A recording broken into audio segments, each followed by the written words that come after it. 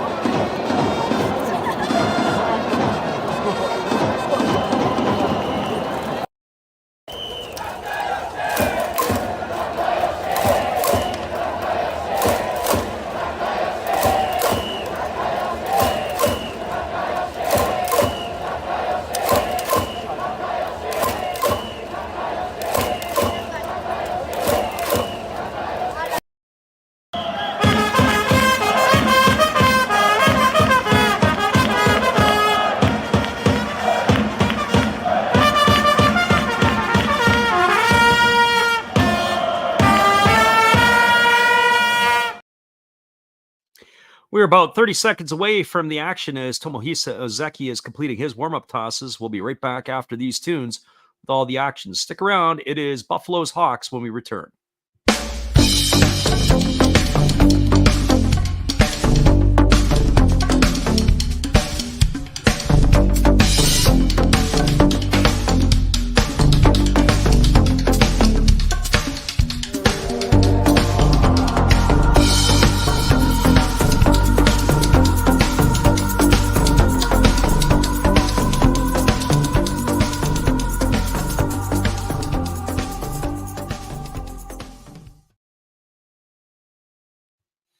Welcome back, everybody. Ozeki's completing his warm-up tosses. It'll be Adachi, Mori, and Nakagawa to come to bat for the Buffaloes here, as they will be taking on the Hawks here tonight. The third game of the three-game set. It is Japanese baseball. There is one other game that will be going off at the same time as this. It'll be the Fighters and the Lions from Escon Field. A couple hours time, it'll be 3 hours time. It's going to be the Tohoku Rakuten Golden Eagles and the Chibalote Marines. That'll go off in 3 hours, and then in 4 hours, all the games in the Central League will go off. That will be 6 o'clock Japan time.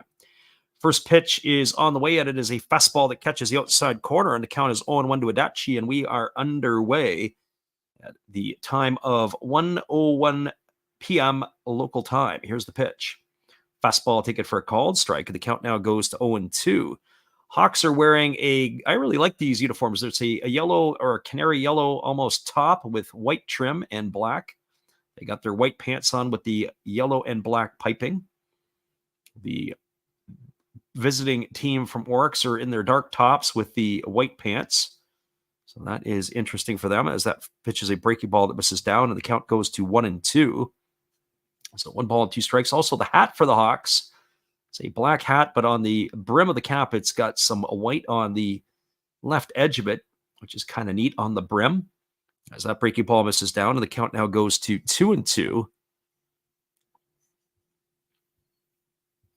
We did the game between the Fighters and the Lions last night. That game was really scoring in bunches. The Lions scored all three of their runs in the 6th inning, and then it was a consolation run for the Fighters later in the game. It was high-hand entertainment. There was a fastball swung on and fouled away. The count remains at 2-2 to Adachi. Adachi's hitting .219 on the season, no homers and a couple RBIs. He gets the start in the leadoff spot tonight. We had said earlier in the year when we were doing the Buffalo games, it was a revolving door at second base, and it looks like the door continues to spin. As there's a fastball swung on. This is lined to the shortstop, Imamiya, as he slides, moving to his right to make the catch. Oh, what a play by Kenta Imamiya. And that is going to retire Adachi for the first out of the inning. So 1 up and 1 away. And that's going to bring up the right fielder, Tomoya Mori.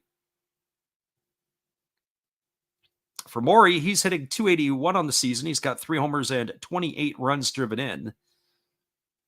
His power production is on the soft side last couple of years.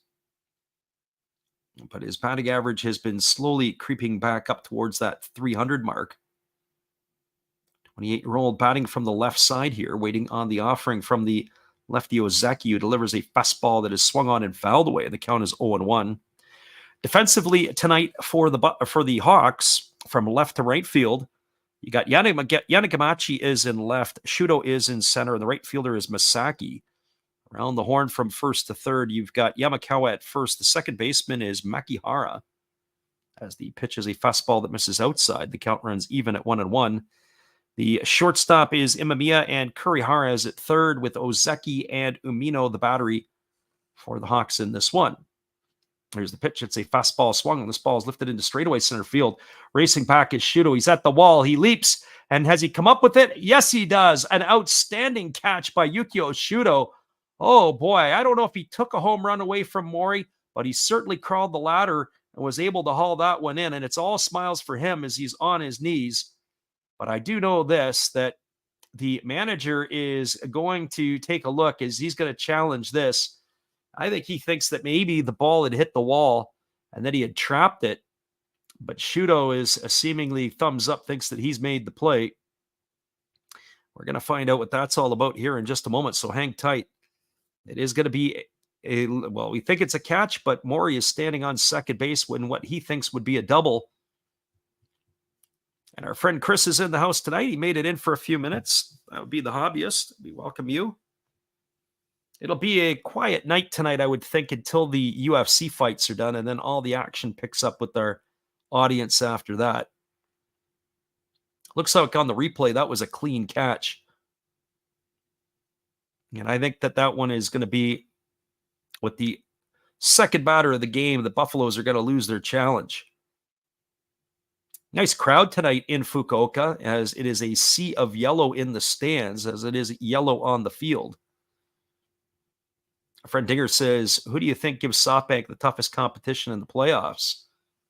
And it is an out as the umpires have returned to the field, so that's going to be the second out of the inning. Hobbyist says he's so old he's going to bed. That's what happens when you get up early and have to work during the week. It gets you into a system where you got to get to bed later. And living on the West Coast, it makes it easier to stay up later. I'm still on East Coast time. I've never changed. Just moved 3 hours or 3 time zones to the West. That's all.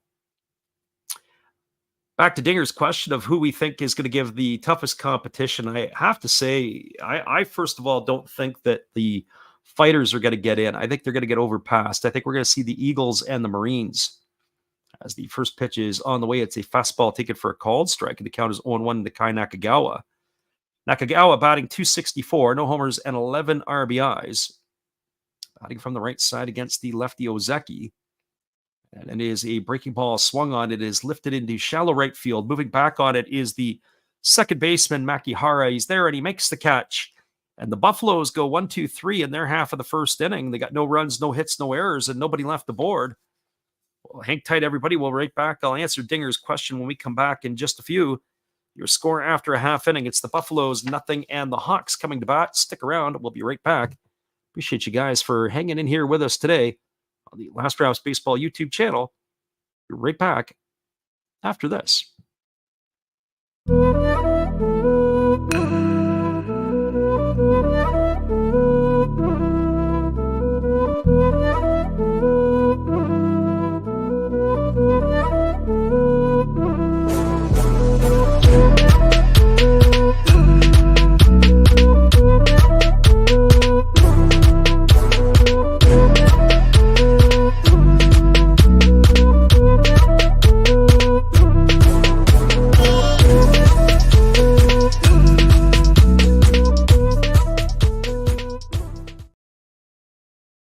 We got ourselves a 0-0 game. We'll be back in just a few with all the action. Bottom of the first is right around the corner.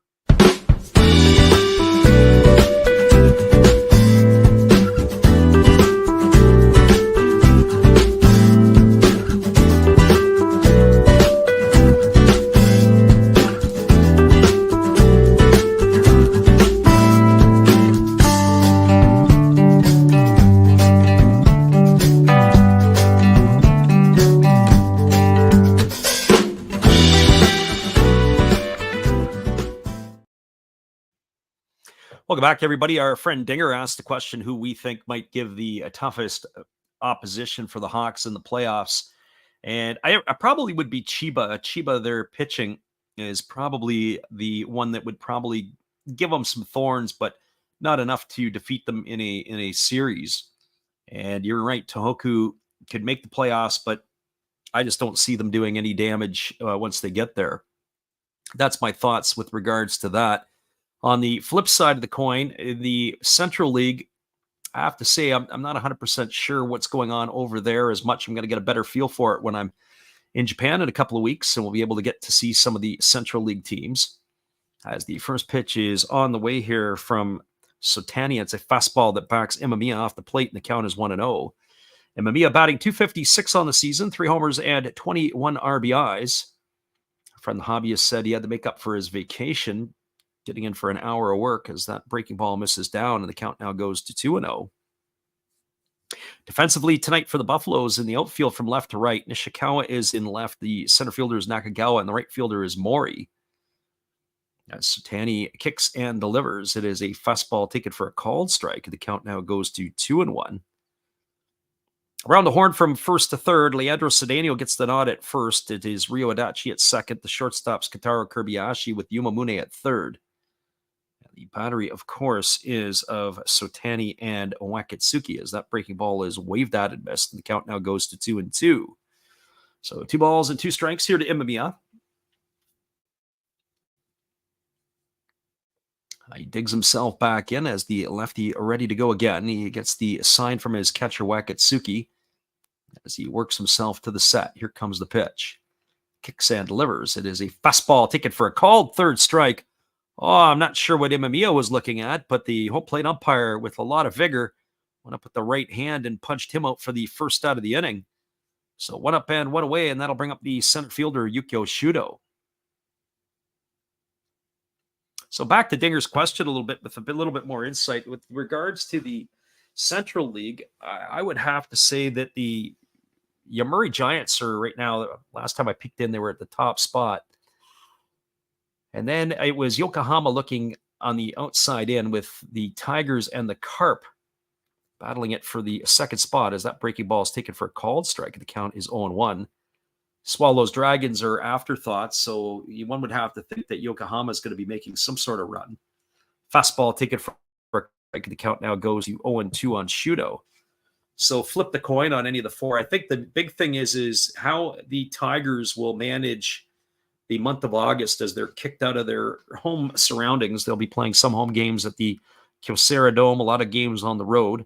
As that breaking ball misses inside, the count is 1-2. The Summer Koshin will be going on, and for 3 weeks they are doing the road show, so to speak. So 1 ball and 2 strikes to Shudo as the lefty Sotani ready to go again as he holds at the belt, now delivers. Fastball swung on, tap foul behind home plate. The count remains at 1-2. Hobbyist says, are you going back to Japan? Yes, actually, I'm going to be heading to Detroit this week. Be in there, leaving on Wednesday. Got a late night flight out of Seattle.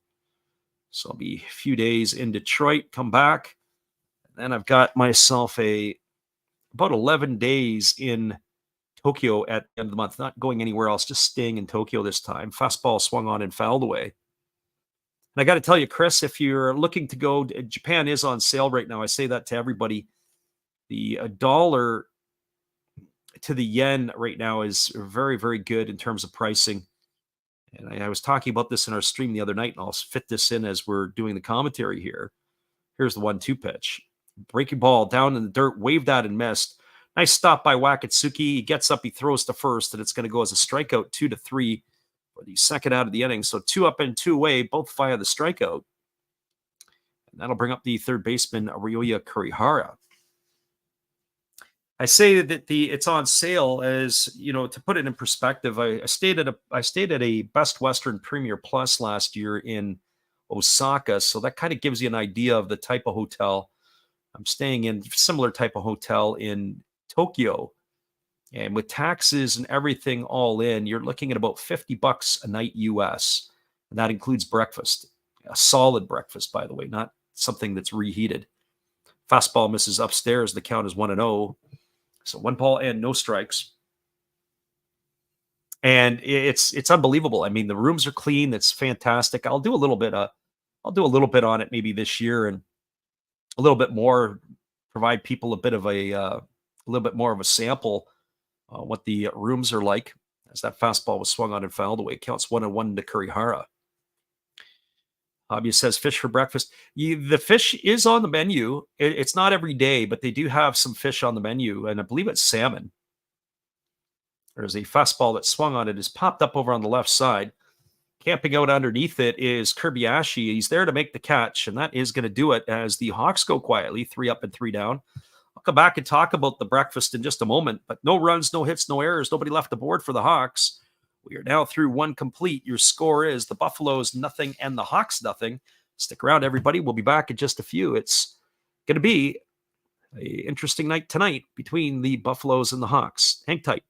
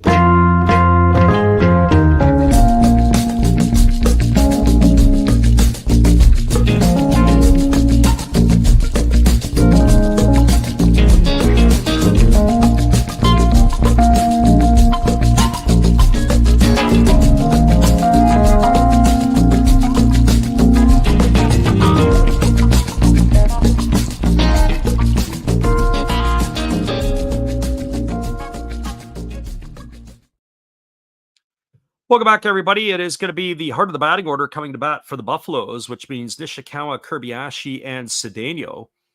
Our friend Chris asked the question. He says, "Is it something more American, fish for breakfast?"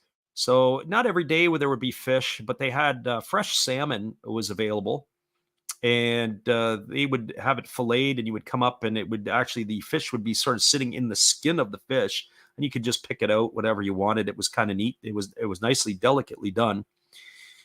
They had tofu, which I wouldn't eat here, but the tofu there was exquisite, absolutely outstanding. First time I've really had any tofu of any length and really enjoyed it. The breakfast, they would have soup for breakfast as well. So you'd have 3 or 4 different types of soups at your disposal each day and different types of things. So here's Ryoma Nishikawa batting here as he's hitting 251, 4 homers and 31 RBIs as he takes a first pitch fastball for a called strike, and the count is 0-1. And the hobbyist says, "Well, I need to tell my boss to book his room now. When is he going specifically, Chris?" There's a breaking ball that misses inside, and the count goes to 1-1. The other piece that I really enjoyed too is that they gave you pasta, they'd have salad for you. So not necessarily all your traditional what you would think about in North American for breakfast. There was a breaking ball swung on and missed.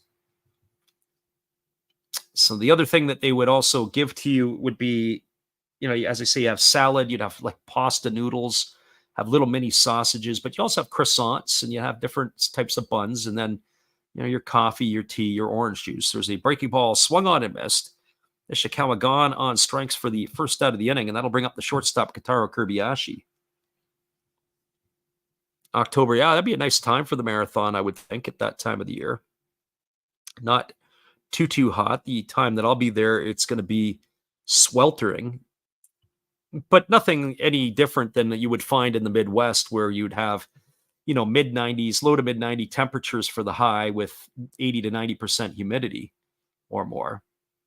As that breaking ball misses down to Kirby, the count is 0-1. Kirby batting 265 on the year, a couple of homers and 26 RBIs. Like some of his teammates' power numbers are down this year. There's a breaking ball that misses outside, and the count now goes to 2-0. So 2 balls and no strikes to Kirby. The lefty Ozeki rocking into the windup. Here's the pitch. Fastball taken for a called strike, and the count now goes to 2-1. But overall, the experience is pretty good. I mean, you get different options, and then each day they would have different types of food available. I thought it was pretty cool. Breaking ball swung on. This is lifted foul into the netting behind home plate, and the count now goes to 2-2. And breakfast would run from about 6 in the morning until about 9:30. So as you get up in the morning, if that's what you're interested in, and so on and so forth, the rooms are, small but very clean, tidy, organized. Fastball taken for a called third strike. Oh, Kirby stood there like the house by the side of the road. He watched it go by for out number 2. And that's 2 in the books now for the Buffaloes, and that'll bring it up the first baseman, Leandro Cedeno. And for Cedeno, he's hitting 229 on the season, 8 homers and 23 runs driven in. I was looking at his stats from last year, and he's got pretty much about the same amount of hit at bats. He's just 1 home run shy from last season. As that breaking ball is taken for a called strike, and the count is 0-1. So no balls and 1 strike. It looks like that some of the fights are finishing off in the UFC, and I would assume that we're getting some notifications. There'll be a few more coming up here in a bit. Fastball swung on. It's on the fists, and this ball is going to bleed down into center field. And Cedeno is going to get the first hit of the ball game as he's got a 2-out single. And that is going to bring up the third baseman, Yuma Mune.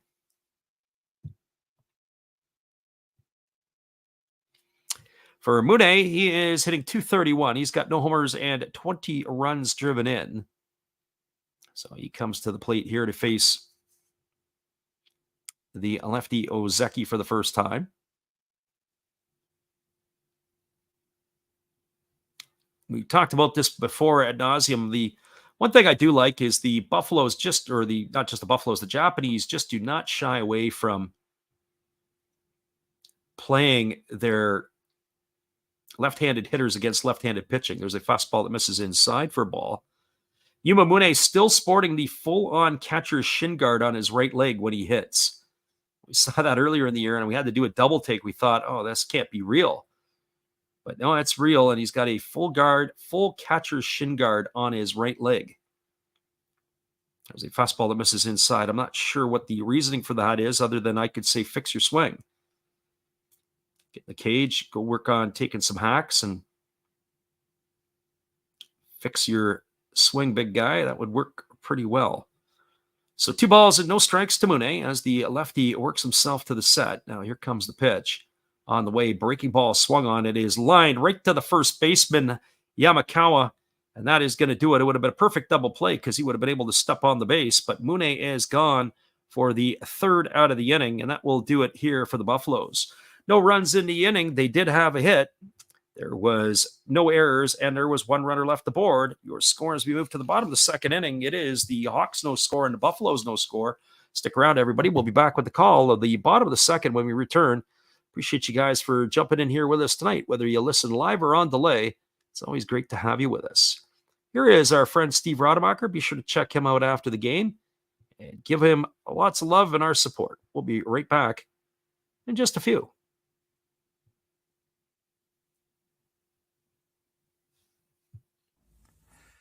This is Steve Rademacher, and I'd like to introduce you to my channel if you haven't seen it before. These are all the things I enjoy: sports, autographs, relics, non-sports Hall of Famers, pseudo-sports, Star Wars.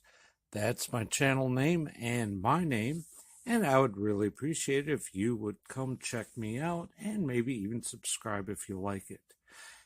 Thank you for that for now, and back to your ball game. Appreciate you, Steve, and the support you give to our channel. In turn, we support Steve Rademacher. Check him out after the game. We'll be back in just a couple moments with all the action when we return.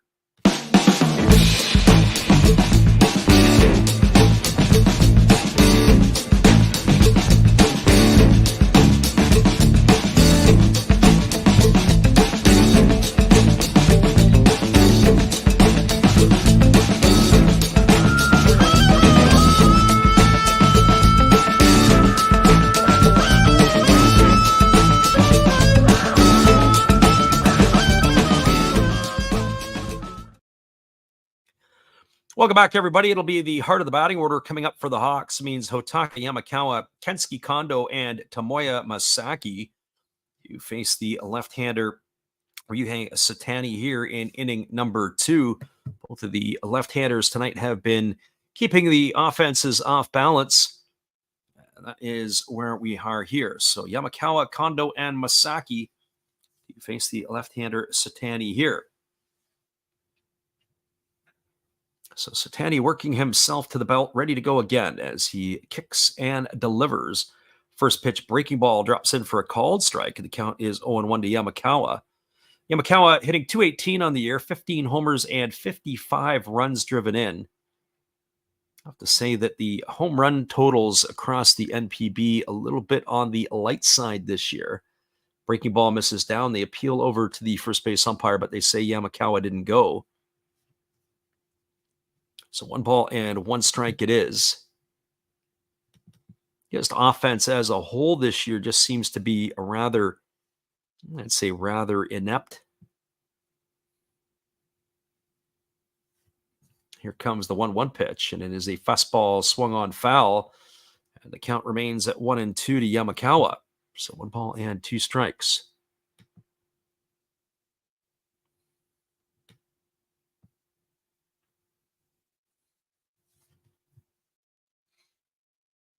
Lefty Satani ready to go back to work again as he gets the sign from his catcher Wakatsuki. Here comes the 1-2.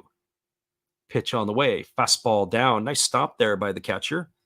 Runs the count now to 2-2. So 2 balls and 2 strikes.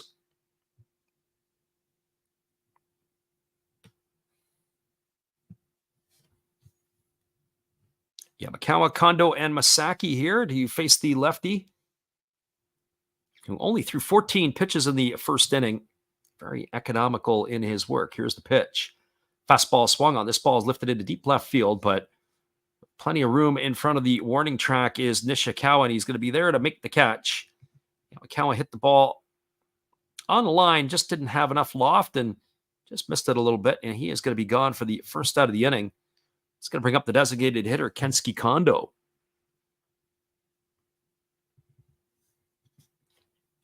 Well, for Kondo on the season, he's hitting .318. He's got 13 homers and 49 runs driven in.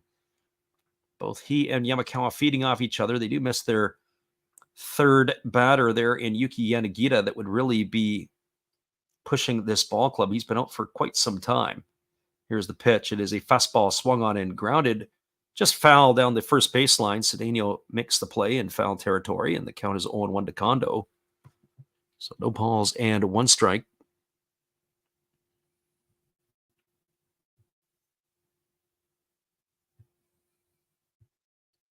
We're just talking about how Japan is on sale, but also too, just the cost of things there are very economical. You could go for lunch for under $10. I mean, that's starting to become unheard of here. Fastball misses outside. The count goes to 1-1. I don't know if you can do lunch for much more than maybe a Subway you can get for under $20. You start adding a drink and a bag of chips, and you're approaching the $20 barrier. Here comes the 1-1. Fastball misses down and away. They appeal over to the first base umpire, but they say that Kondo didn't go. Runs the count now to 2-1. We're talking about the stats in the NPB and saying that home runs certainly are down at this point. I don't know if anybody in the Pacific League is going to hit 30 this year again, back-to-back years. Fastball swung on, grounded over to the second baseman, Adachi. He fields it, throws to first, and Kondo is in the books on a ground out 4-3. So 2 up and 2 away, and that'll bring up the right fielder, Tomoya Masaki. When you start looking at the leaders in the Pacific League and you say who is doing what, Hotaki Yamakawa has the 15 home runs. He leads the Pacific League. When Ataka Murakami leads the Central League, and he's got 19. But Yamakawa at 15, then Kondo at 13, and Chusei Minami, who we saw last night, also at 13 home runs. I don't think, unless somebody goes absolutely crazy over the next 2 months, there's no way they're going to get to 30. Fastball that Masaki tries to check his swing on, but can't. The count is quickly 0-1. Masaki batting .341, 1 homer and 11 RBIs. Batting from the right side here against the lefty Satani. Satani kicks and delivers. It is a breaking ball that misses down and in. It moved Masaki off the plate. He thought it was going right into his back foot. You could see him exiting quickly there. So 1 ball and 1 strike. As the lefty kicks and delivers, it is a breaking ball waved at and missed. Now the count goes to 1-2.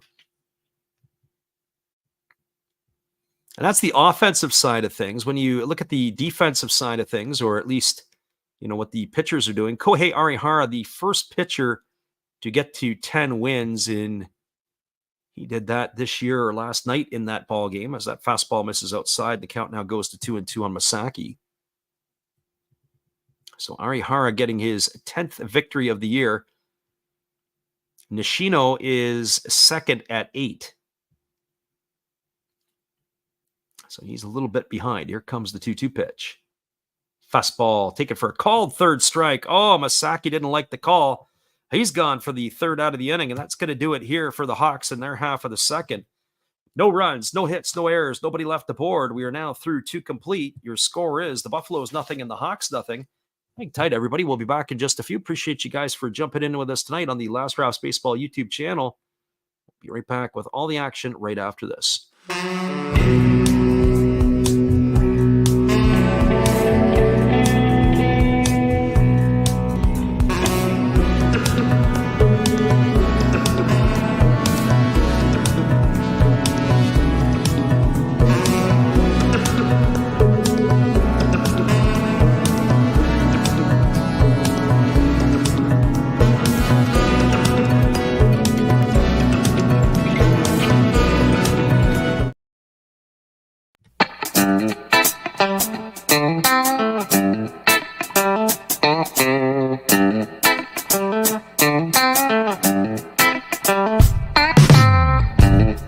Welcome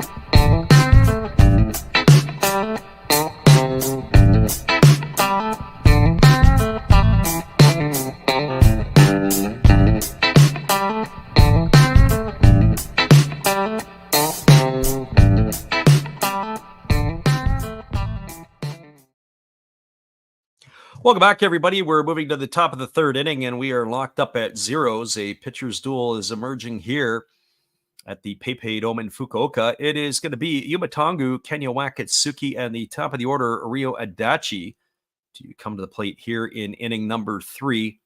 Both pitchers have been very economical so far and have been all around the zone. So we were talking in the last half inning just about how Japan has been very economical.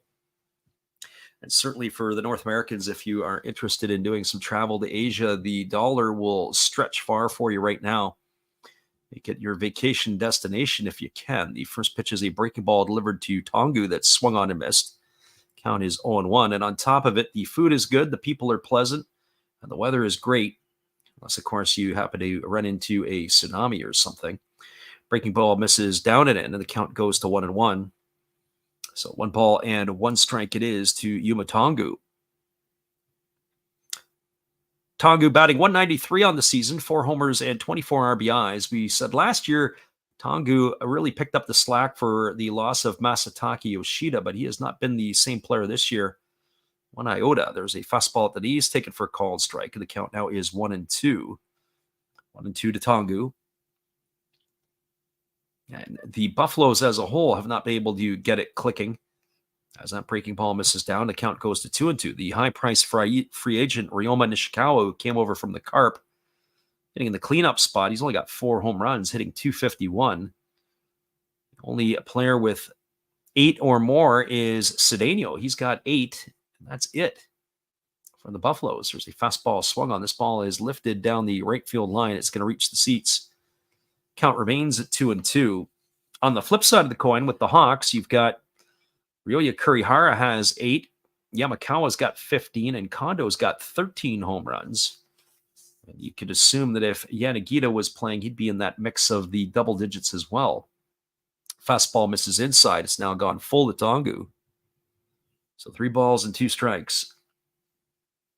But one of my criticisms has been of the Buffaloes manager is just the number of players that are not playing every day. There's a breaking ball swung on. This ball is belted into deep left field. This ball could be trouble if it stays fair, and it is. And it's a home run for Tongu. That ball got out in an absolute hurry. That's the second hit of the ball game for the Buffaloes. And that one was an absolute P-Rod, as that is going to put the Buffaloes up on top here 1-0. Tongu absolutely turned on that and obliterated it. So 1-0 now for the Buffaloes, and that's going to bring up the catcher, Kenya Wakatsuki.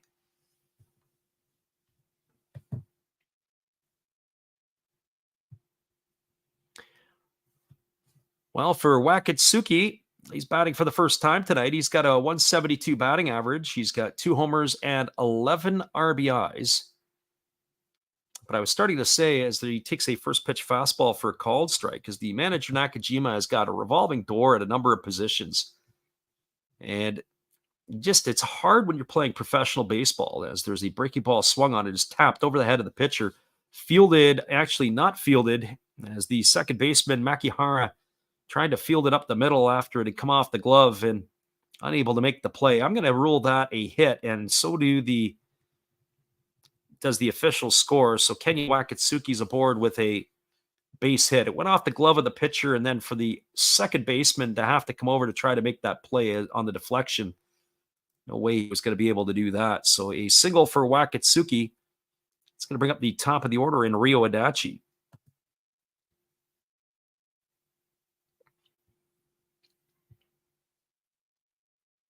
So Adachi is the runner at first.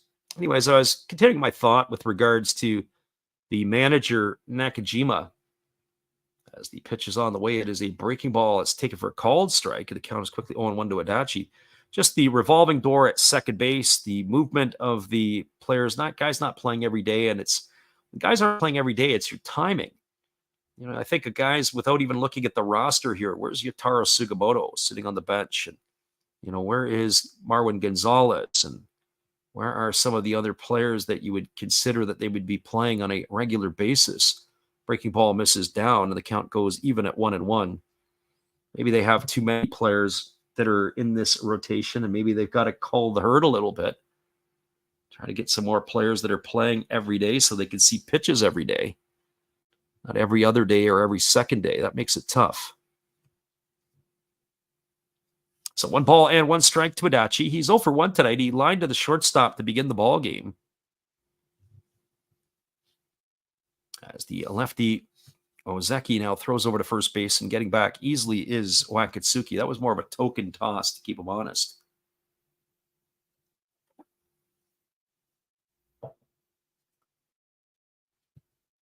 So Adachi batting here with a 1 ball and 1 strike count as the lefty works himself set, now delivers. Breaking ball swung on, tapped in front of home plate, fielded neatly by the catcher Amino. His only play is going to be to first, and that is going to retire Adachi. It's like a swinging bunt. That goes as a ground out 2-3. He's retired for the first out of the inning. That'll bring up the catcher Tomoya Mori, but it advances Wakatsuki into scoring position. So they've got a runner at second now with 1 in the books. And Tomoya Mori striding to the plate. For Mori tonight, he is 0 for 1. He flew out to center field his first time up. That was the ball that was caught up against the wall by Yukio Shudo, and the Buffaloes went to challenge because they didn't think that he made the catch. He thought that it was maybe trapped. Of course, they lost one of their challenges on the second batter of the game. So the lefty Ozeki ready to go. Here comes the pitch. And it's a fastball that misses inside and backs Mori off the plate. So 1 ball and no strikes to the left-handed hitting right fielder of the Buffaloes.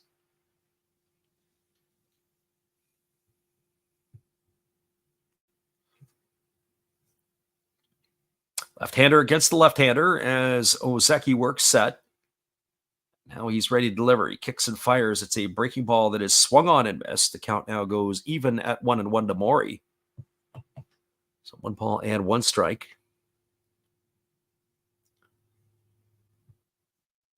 Appreciate everybody who jumps in with us. As we say, whether you listen live or on delay, we do get a lot of people that come back and listen to the game in the morning, especially because it is late night in North America in certain places. People don't stay up on the East Coast as much, as there's a fastball that misses down, and the count now goes to 2-1 on Mori. So we do appreciate those people who do make it in a little bit later.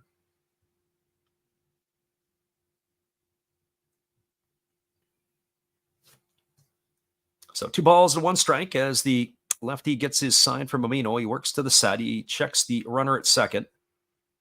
And now he delivers. Slow breaking ball swung on, grounded over to first. Fielded neatly by Yamakawa. He's going to take it himself and step on the bag. Mori's gone for the second out of the inning. It advances Wakatsuki over to third. Now they have a base runner 90 feet away from getting another run. It brings Kai Nakagawa to the plate. And for Nakagawa, he is 0 for 1 tonight. He has popped to second his only time up.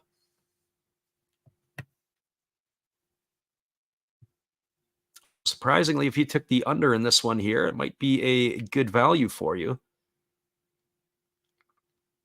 There's a lot of folks in here last night that were playing the overs and unders certainly in the first 5 innings. So here comes the first pitch from the lefty Ozeki. It's a breaking ball missing outside. The count is 1-0 to Nakagawa. Nakagawa popped to second his first time up.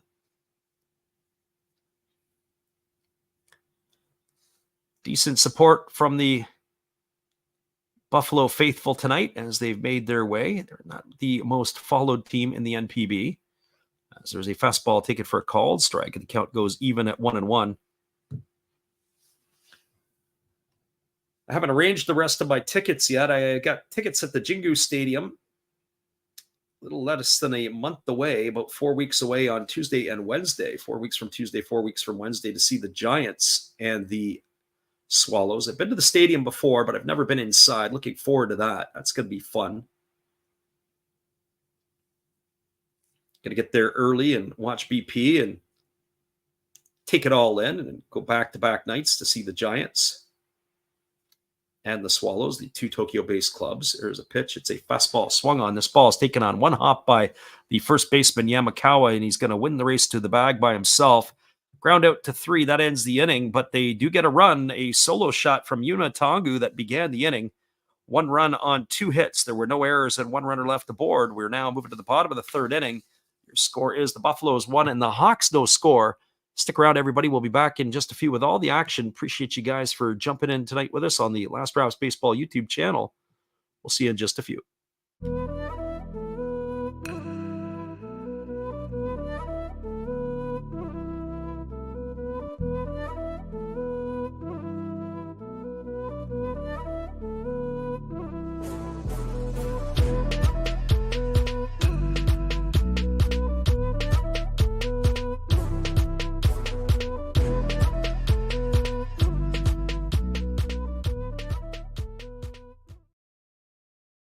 Well, you've got to have an ace in the hole, a little secret that nobody knows. Life is a gamble, a game we all play, but you've got to save something for a rainy day. You've got to learn to play your cards right if you expect to win in life. Don't put it all on the line for just one roll. You've got to have an ace in the hole.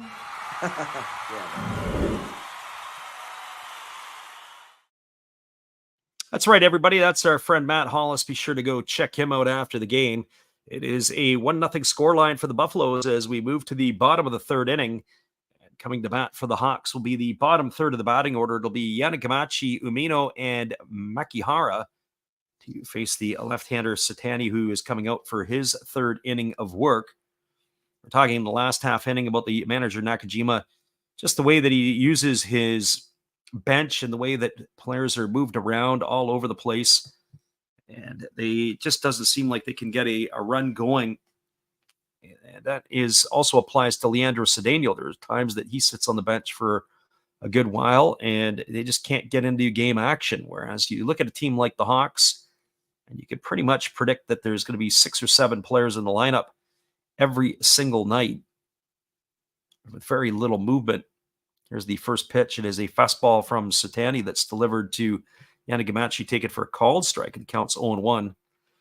Yanagamachi hitting .324 on the season, a couple of homers and 20 runs batted in. Left-hander against the left-hander as Satani delivers. It's a fastball swung on and it's grounded up the middle into center field.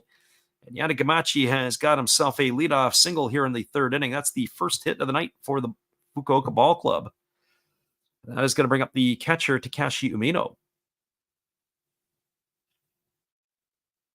Well, Umino gets the start tonight. He's one of the players that I was kind of alluding to that you don't see all the time regular. Normally it's Takuya Kai behind the plate. But Umino getting the nod in this one here, the day game after the night game, that usually dictates that the catchers will change. Umino batting .173 on the season, homer and 6 runs driven in. And he's already in position where he's scoring the bunt. And here comes the pitch. It is a fastball delivered. It's bunted right back to the pitcher, as he has to come off the mound to field it. Satani's only play is to first, so that's going to go down as a sacrifice. It's going to go 1-4 in the books. Umino gone for the first out of the inning. Advancing over to second is Yanagamachi. And Yanagamachi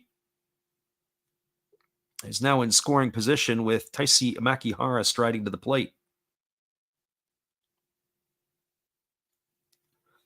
And for Makihara, he's hitting .278. He's got no homers and 6 runs driven in. Batting from the left side here against the left-handed throwing Satani. Here comes the first offering as the lefty holds set at the belt. Kicks and fires. Fastball down. Nice stop there by Wakatsuki, and the count goes to 1-0. So 1 ball and no strikes.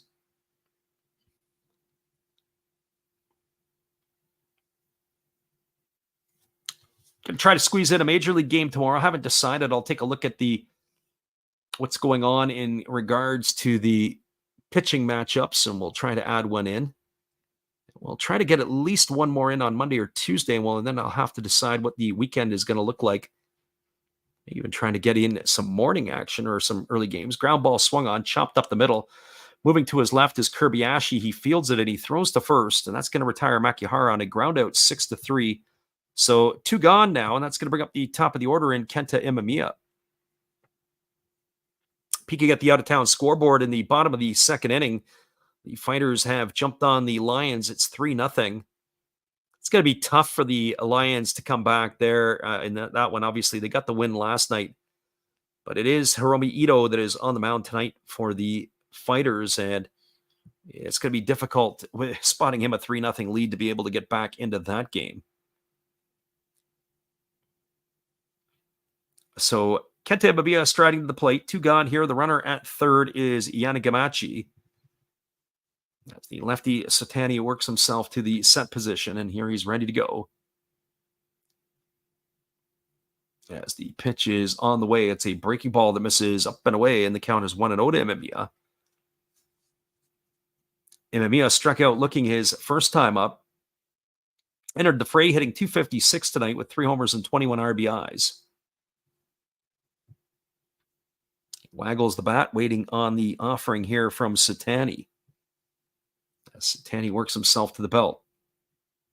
And now he kicks and delivers. Breaking ball that misses up and away, and the count now goes to 2-0. So 2 balls and no strikes.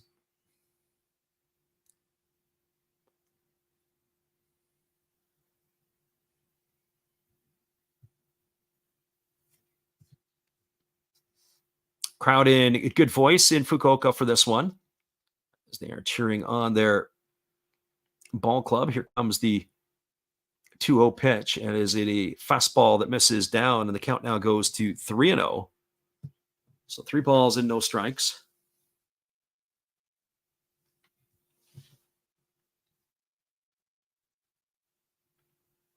First base obviously open, and Yukio Shuda waiting his turn on deck. I think that you don't want to get into this part of the batting order. You'd like to try to take care of this with nobody coming to bat, or with the part of the order coming to bat with nobody on in the next inning, as that fastball is taken for a called strike. Count now is at 3-1.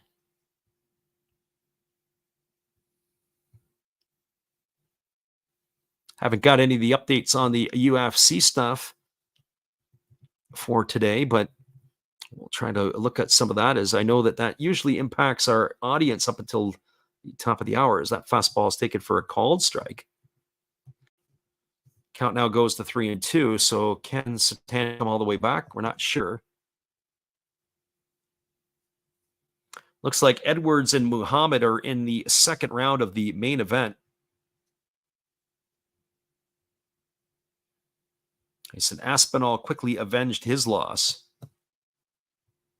That's the pay-per-view portion. Edwards and Muhammad. There's a fastball swung on, grounded up the middle, and it's going to get into center field for a base hit past the glove of the pitcher. And that's going to bring home Yanagamachi with the tying run. And the Hawks, like that, have come back to tie it. A RBI single here for Imamiya. And that is going to bring up Yukio Shuda to the plate.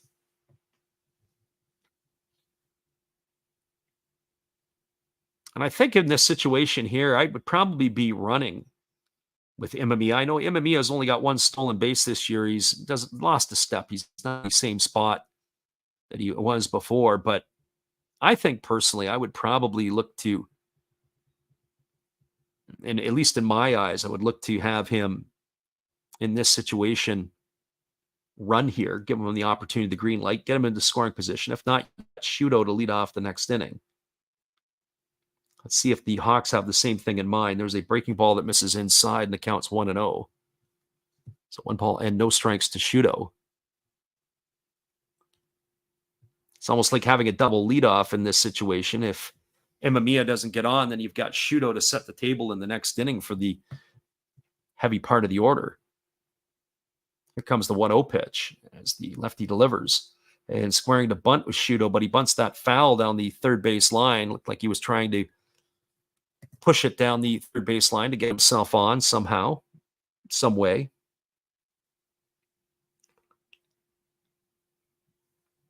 So 1 ball and 1 strike to Shudo.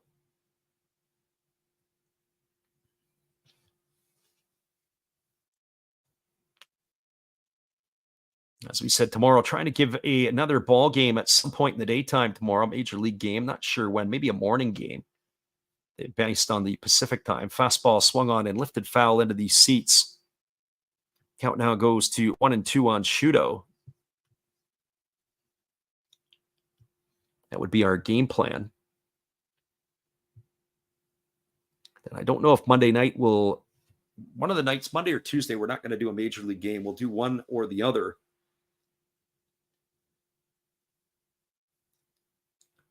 So here comes the 1-2 pitch. It's a breaking ball down. Nice stop there by the catcher, Wakatsuki. Runs the count now to 2-2. So 2 balls and 2 strikes. Quiet night at the office, as we say here, until that other fight is concluded. On the main card, it looks like there's 3 minutes to go in the third round. I don't know if they fight 5 rounds or 3 rounds. I've kind of lost touch with the UFC. Never really was in touch, but always a little bit out of touch. There's a fastball that is lifted down the left field line. It's going to get into the seats in the temporary seating. Keeps the count at 2-2. I remember when the UFC first started, whenever it was 25, 30 years ago, there was a fella from my hometown who made it to the finals. Dave Beneteau had made it to the finals. He was one of the last cuts from, it was judo and powerlifting, trying out for 2 Olympics. Just fell a little bit short. He ended up going into the UFC and he lost in the finals. That was when they used to have almost like a quarterfinal, semifinal, and final. There's a fastball swung on, chopped over to second. Adachi fields it. He's going to throw to first, and he's going to retire Shudo on a ground out 4-3. He's gone for the third out of the inning, but the Hawks get one back. They got 1 run in the inning on the benefit of 2 hits. No errors and 1 runner left aboard. We're now through 3 complete innings. A third of the game is in the books. Your scores, the Buffaloes 1 and the Hawks 1. Stick around, everybody. We'll be back in just a few. Appreciate you guys for hanging in here with us on the Last Rounds Baseball YouTube channel.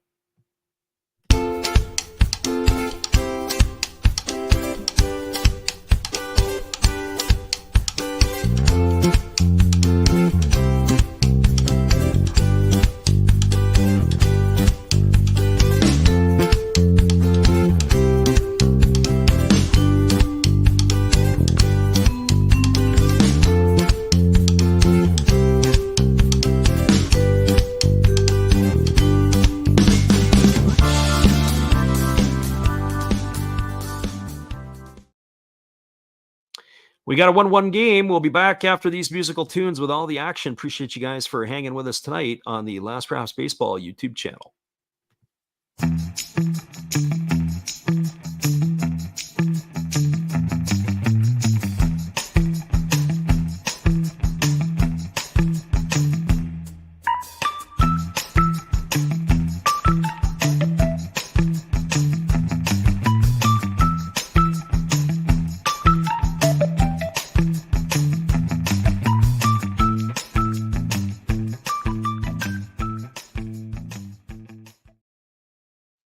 Welcome back, everybody. It's going to be the heart of the order coming to bat for the Buffaloes. That means Nishikawa, Kobayashi, and Cedeno to face the lefty Ozeki, who is on for his 4th inning of work. Just looking at some of this stuff, I see that it is about 7 seconds to go in round 3. Edwards is the defending champion, and Muhammad, who he is fighting here tonight, as they are in UFC 304. As the first pitch is a fastball that misses down and away. Count is 1-0 to Nishikawa. The fight is going on in Manchester, England, and I'm trying to figure out, it's got to be about an 8-hour difference from us, as that fastball misses down and away, and the count goes to 1-1.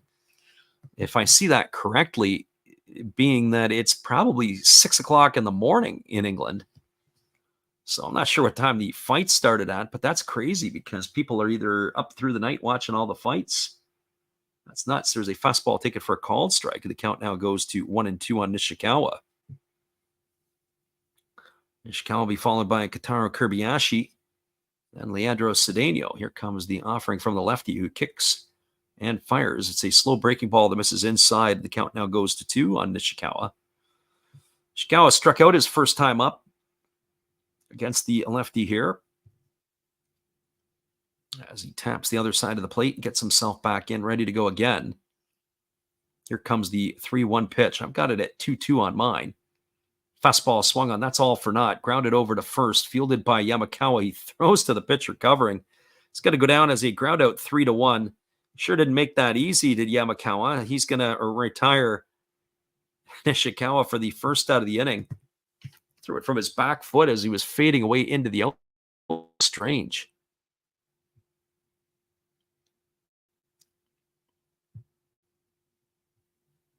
So it looks like they're in round 4 now. So it must be a 5-round event. I remember when it was at 3 rounds, and I also remember when it was fight till submission or knockout or whatever it was back in the day. I think that's what it was. It was 20-minute rounds or a 20-minute fight, I think they would put it at. Some of the crazy rules on how it started. Fastball comes inside, is taken for a called strike to Kobayashi. Kobayashi 0 for 1 tonight. He struck out looking his first time up.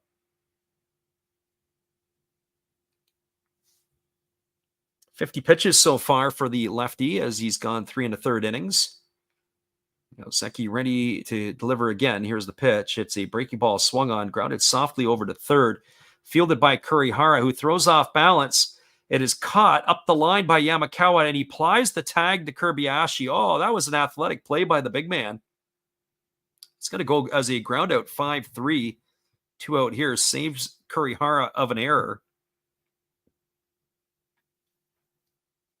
And that'll leave it up to the first baseman, Leandro Cedeno.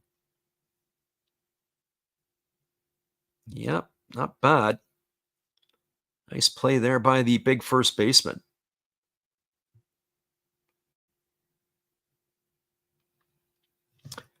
So that brings Cedeno to the plate. He got the first hit of the ball game for the Buffaloes as he takes a fastball outside for a ball, and the count's 1-0. A single for one trip tonight. He's got his average up to 233, 8 homers and 23 RBIs. Fastball swung on, line right back off the pitcher, and that ball is going to trickle behind Ozeki. He was able to get his glove up and knock it down. He says he's all right, but Cedeno is going to get himself a base hit. Hit that ball right on the screws. They're going to quickly get on the phone there to call the bullpen just in case. Look at that one again. Line drive right back. He was able to get his glove up, but it looked like it whiffed off his glove and hit him in the top of the shoulder. Let's see that again. Different angle. No, maybe it did hit the glove at some point there. And that's what caused it to deflect in a strange sort of way. So regardless, Cedeno is the runner at first. Mune is coming to bat here with 2 gone. And he pitches a fastball that is swung on and missed, and the count is quickly 0-1. So no balls and 1 strike to Yuma Mune.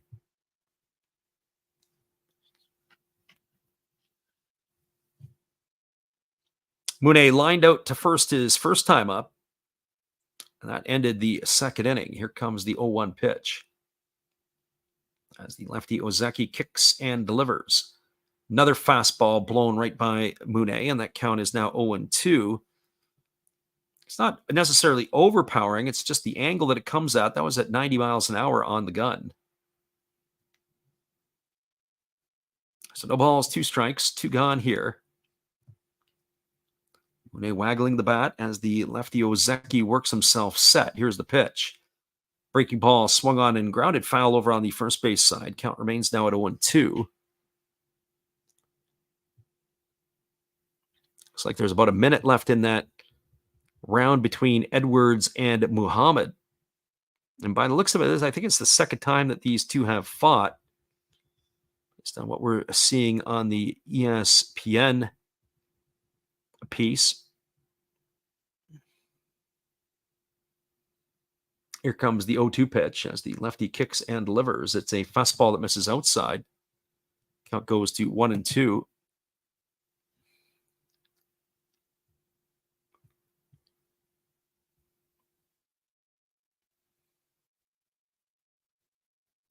So 1 ball and 2 strikes.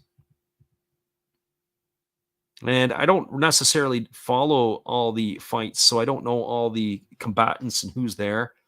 in the UFC anymore. There's a fastball swung on. This ball is lined into left field. It's down for a base hit. And they're going to be station-to-station baseball as Cedeno is going to stop at second. Mune is going to stop at first. And that's going to bring up Yumatagu to the plate, who hit the home run his first time up. So he's been the only offense tonight for the Buffaloes.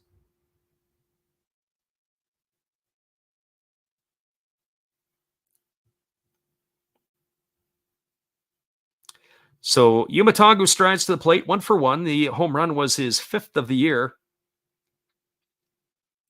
On the season, he has raised his average up to 197. So he's going to be facing the left-hander here for the second time tonight, this time with a couple of ducks on the pond. Lefty Ozeki delivers fastball that backs Tagu off the plate, and the count is quickly 1-0. So 1 ball and no strikes.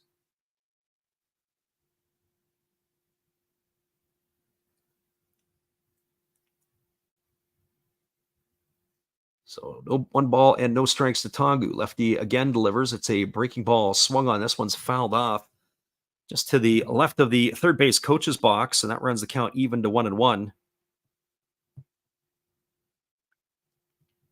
Our friend Dinger earlier at the top of the stream said, who do you think could probably take out the Hawks?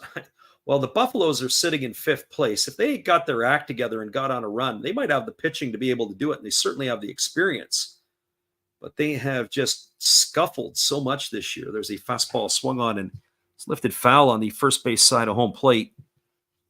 I don't know if they could get it going and get a run going to get them into the playoffs. They're so far behind. So 1 ball and 2 strikes it is. And that's a bit of a problem. The Buffaloes, certainly if you got into a playoff situation, you'd have Miyagi on the hill, and you have at least one game where you think that they could pull out a victory. There's no, obviously, Yamamoto. He's in Los Angeles. Fastball swung on and lifted foul. Keeps the count at 1-2 to Tagu. And, think of some of the other players that they have. Of course, one of the pitchers here who's been a little bit hard luck this year has been Satani. He's pitched really well. He's got a 500 record. His ERA is 2.30. You have to ask yourself, where would he be with some offense? Certainly in a better position than he is today. Here comes the 1-2 pitch. Fastball misses down. Nice stop there by Umano to keep it in front. Runs the count now to 2-2.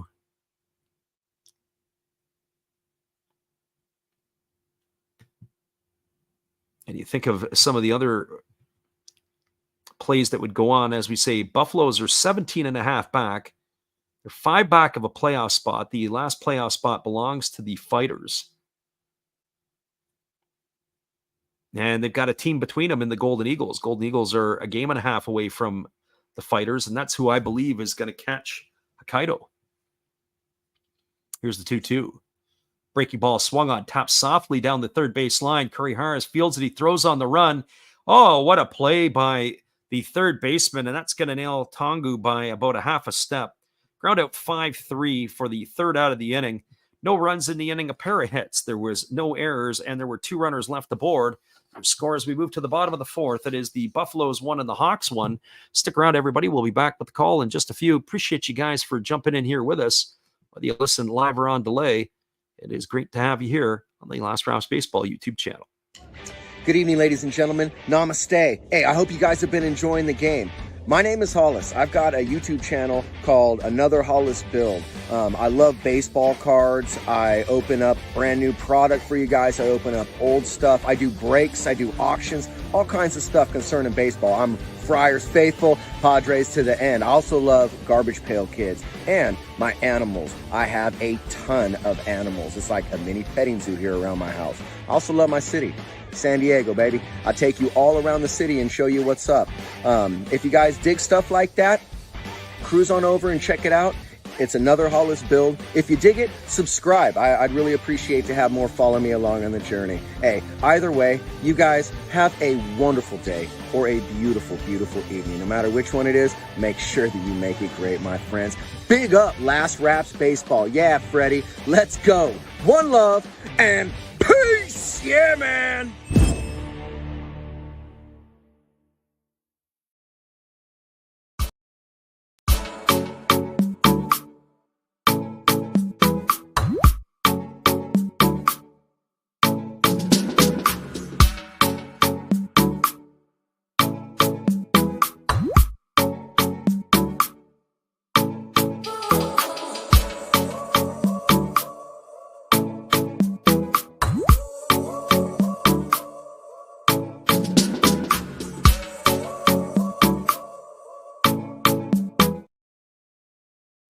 Welcome back, everybody. It is going to be the 3, 4, and 5 hitters to come to bat for the Hawks.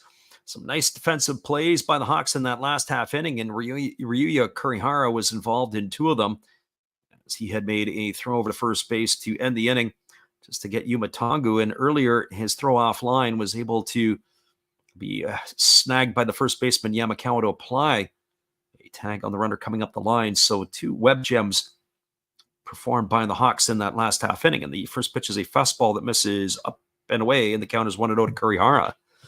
Kurihara tonight is 0 for 1. He popped to short his first time up. As the lefty Satani ready to deliver again. Pitch is on the way. It is a fastball swung on and missed. Count goes even to 1-1. So 1 ball and 1 strike.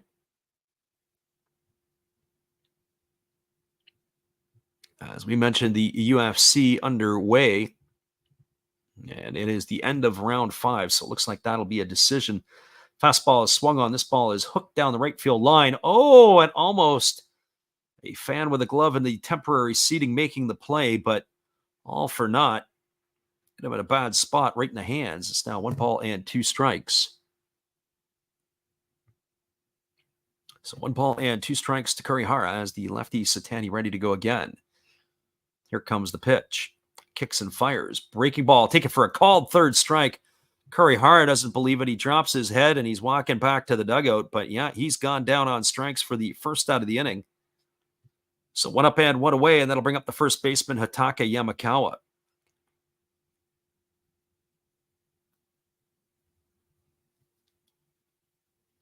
So Yamakawa 0 for 1 tonight. He lined out to the left fielder his first time up. Batting here against the lefty Satani, who kicks and delivers. Slow breaking ball that misses outside. The count is quickly 1-0. So 1 ball and no strikes. I don't have a decision on that fight yet. Just shows us it's the end of round 5, so I'm sure they're going to come through and give us the information in a few, as that fastball is taken for a called strike, and the count runs even to 1 on Yamakawa.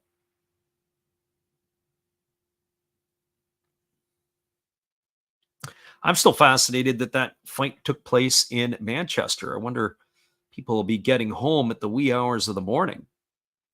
There's the 1-1. Fastball swung on. It's lifted foul down the right field line. Count now goes to 1-2. Yeah, it's got to be 6 o'clock in the morning in Manchester, I would think. I think they're +5 ahead of the... I'm pretty sure +5 ahead of the Eastern time zone in North America, so +8 on the Western, or on the Pacific one. There's a fastball swung on. This ball is lifted into center field. It's shallow enough. Coming over underneath it is the center fielder Nakagawa. He's got room to make the catch. And that is going to retire Yamakawa for the second out of the inning. So 2 up and 2 away, and that'll leave it all up to the designated hitter, Kensuke Kondo.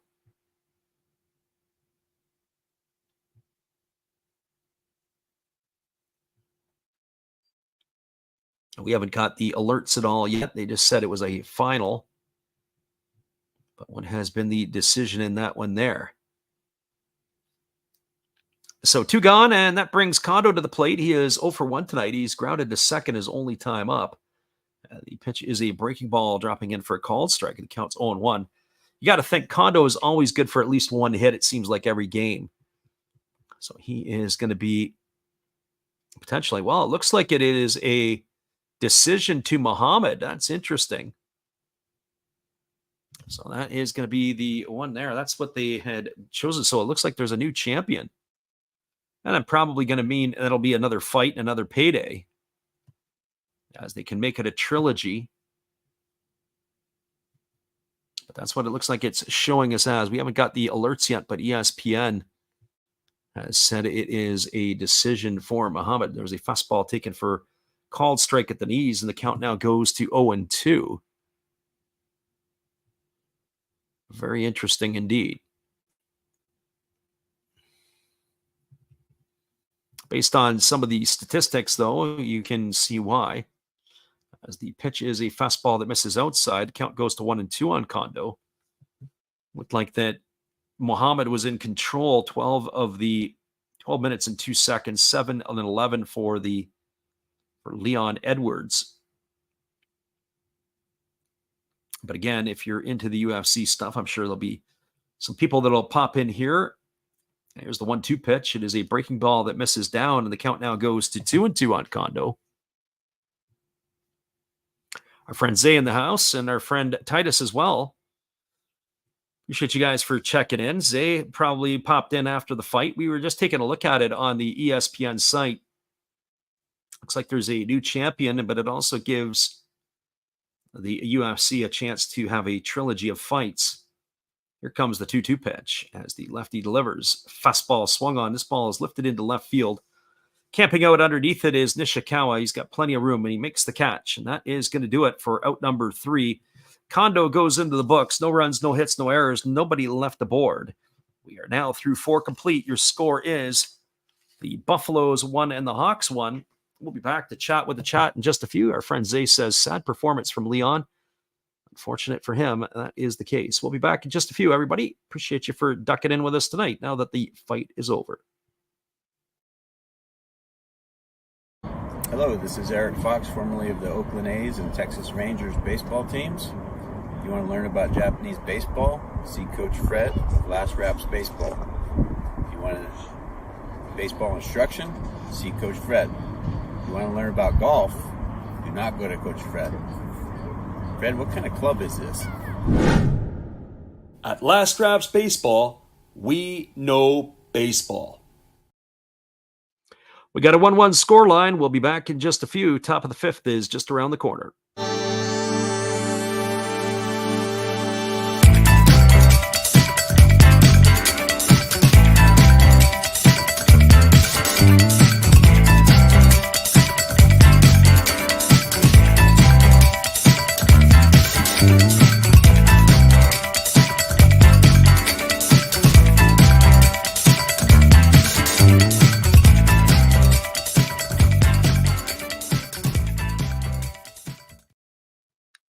Welcome back, everybody. The top of the 5th is coming up here, and coming to bat for the Buffaloes will be the 9, 1, and 2 hitters in the batting order. That means Kenya Wakatsuki, Oreo Adachi, and Tomoya Mori. Wakatsuki had a base hit his first time up. He is 1 for 1 here tonight. So far, the line score in this one, 1 run, 5 hits, no errors for the Buffaloes, 1, 2, and 0 for the Hawks. It is a really healthy crowd in Fukuoka. It is a sea of, I don't know if it's gold or canary yellow, whatever you want to call it, but the Hawks are wearing a very beautiful bright yellow uniform, at least the jersey top. I like them. Here comes the first pitch. It is a fastball taken at the knees for called strike. The count is 0-1 to Kenya Wakatsuki. I could tell you this, if they're playing in Chiba when I go, if they have merchandise for the Hawks, I would pick up that jersey. Fastball swung on. This ball is lifted into left field. It's going to get down for a base hit. It took a strange hop, and Yanagamachi was able to pull it down. Ball almost got over top of him, and Wakatsuki's aboard for the second time tonight with a base hit. Bring up the top of the order in Ryo Adachi. Well, Adachi is 0 for 2 tonight. He's lined to short and grounded out to the catcher. It was a swinging bunt that got him hosed. So Adachi striding to the plate. I would not bat an eye if he was asked to bunt here in this situation, where the manager Nakajima is up out of his chair.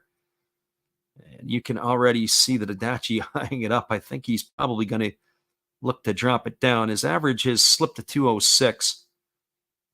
Maybe not. No sign to bunt yet. They throw over to first. He didn't break his hands. So let's see what they have in plans, what they have planned here for the Buffaloes in this one.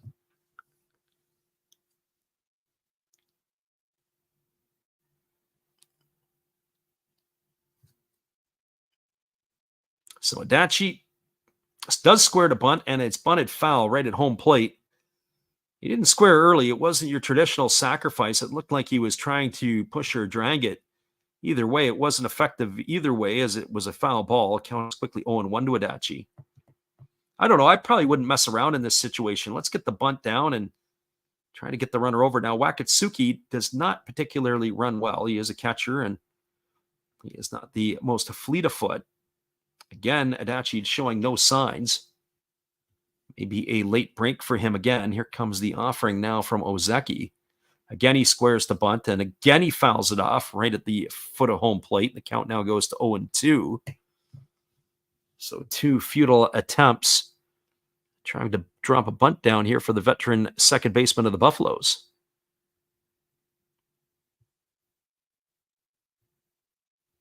As we peek at the out-of-town scoreboard, the other game that is underway, it is an absolute blowout at Escon Field. 9-0, the Fighters have the lead. That is in the top of the 4th against the Lions. Looks like the Fighters saved up all their runs for tonight's affair as they struggle to push that only lone run across last night. So taking out their frustration out on the Lions. Lions might have had a big night of celebration last night by getting a victory. It doesn't come all that often, so who knows? They might have spent an extra few hours on the town in Hokkaido. Don't know that for a fact, but that could be assumed when you don't win that many. And interestingly enough, Genda has both of the hits now for the Lions tonight. Fastball swung on, grounded softly over to second. They go to second for one, back to first, and it's not going to be in time. It's going to be a fielder's choice. So that's going to erase Wakatsuki 4-6. He's gone at second for the first out. Adachi is safe on the back end, and that'll bring up the right fielder, Tomoya Mori.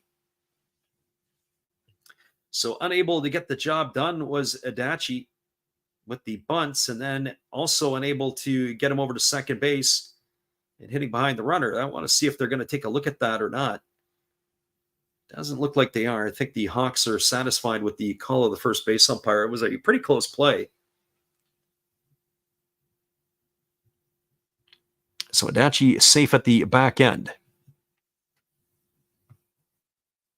So now that's Tomoya Mori coming to the plate. He's 0 for 2 tonight. Mori has flown to center and grounded the first, as the lefty delivers a breaking ball that misses inside. The count is 1-0. At midnight Pacific or 3 a.m. Eastern, the next Pacific League game will go off, and that will be the Eagles and the Marines. It's about an hour and 40 minutes away. And then 6 o'clock local time, it'll be the Swallows and the Carp. That's at the Jingu Stadium. Yokohama hosts the Giants, and the Tigers host the Dragons. Those games will go off at 2 in the morning Pacific, 5 a.m. Eastern. Breaking ball misses down and away, and the count now is 2 balls and no strikes to Mori.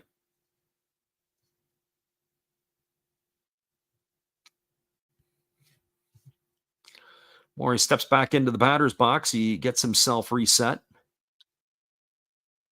Now he's waiting on the offering here from the lefty Ozeki. Instead, they throw over to first base, and diving back in time as the base runner. 71 pitches so far for the lefty. I would think that he's got at least another inning in him, if not maybe 2, depending on how the Hawks choose to use their relievers. Only 1 run allowed in the series so far entering tonight's game, and the Buffaloes have already got a run back as there's a fastball taken for a called strike. But only 2 runs for them so far in just over 22 innings. On the flip side, the Hawks scored 5 in the first game, 3 in the second. They got 1 tonight. Playing good defensive baseball. They're pitching well. They're getting timely hitting as needed. Here's the 2-1. Fastball misses down and away, and the count now goes to 3-1 on Mori. 3 balls and 1 strike.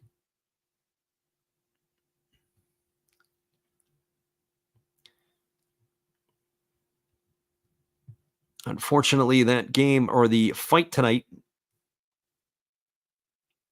as we said, it definitely impacts our audience here. Not a lot of people jump into the stream for the early ones on the Saturday night because of the fights.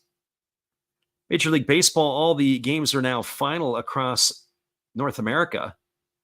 There's a fastball swung on. It's grounded over to first. Yamakawa fields it. He steps on the bag. He throws to second.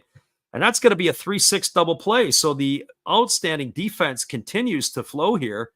That's a double play ball. Mori hit the ball on the screws, but it's going to be a 3-6 double play. He's gone for the second out. Adachi gone at second. And that will do it here for the Buffaloes in their half of the 5th inning. No runs, 1 hit, no errors. Nobody left the board. We're halfway through this contest as we move to the bottom of the 5th. Your score is the Buffaloes won, the Hawks won. We'll be back in just a few with all the action. Appreciate you guys for jumping in here with us tonight on the Last Rounds Baseball YouTube channel. Be right back after this. Hello, guys. Thank you for joining Freddie here on his baseball game.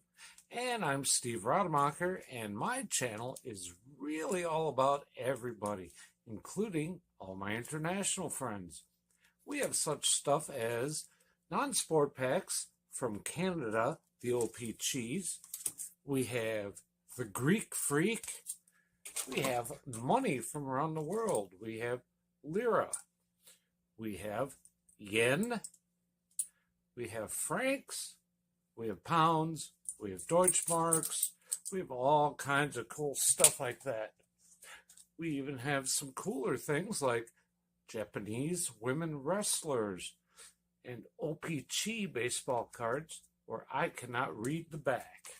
We even have unopened material like the royal family, I know it's backwards, from London, England. Thank you for watching. Back to Freddie. Appreciate you there, Steve, and the support you give to our channel. In turn, we like to support Steve Rademacher. It is going to be coming to bat for the Hawks, the 6, 7, and 8 batters. That means Masaki, Yanagamachi, and Umino to face the left-handed slants of Ryuhei Satani. So we are ready, almost ready to resume the action as the lefty has just completed his warm-up tosses. Buffaloes will feel a little bit heartbroken on some of the plays tonight as they are snake-bitten, maybe is a better word. As they have had their opportunities and some really good defensive plays by Fukuoka have stuffed it out. But it is an entertaining pitching duel here tonight, as the score indicates, with its 1-1 here in the 5th. And remember, after this half inning, we will take a extended timeout, as we like to call it, the Japanese halftime. So here comes the first pitch from the lefty Satani, and it's a fastball swung on. This ball is lifted into deep left center field. It's going to get down off the wall. Digging around first and heading for second is Masaki, and he's going to slide in safely with a leadoff double. So the Hawks have something brewing here in the 5th inning with Masaki driving the ball into the pull gap. So that is a leadoff double for him, and it'll bring the left fielder Tetsuya Yanagamachi to the plate. Our friend the hobbyist jumps back in, and the hobbyist also says he is going to bed now. Well, we appreciate you for hanging in here, Chris, as you were. Quiet night tonight for us, as we said that it was the fight night. But on top of it, not to mention that, it was also these two teams with the early start. Sometimes we don't have the audience on Saturday as we normally do on the Friday night. But that's okay. We do get the people who listen on delays. So here comes the offering here to Yanagamachi with the runner at second.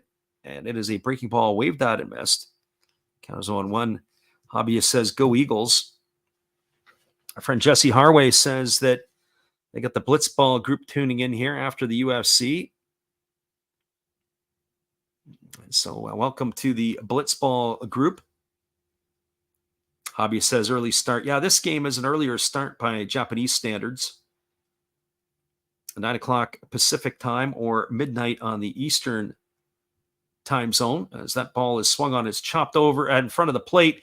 taking off and heading to third is Masaki, and he's going to get gunned down by the catcher Wakatsuki. Oh, it was like it was a swinging bunt. It came right into the throwing hand of the catcher. He hoses it down to third base, and that is going to retire Masaki. That's going to be a putout of the 2-5 variety. He's gone for the first out of the inning.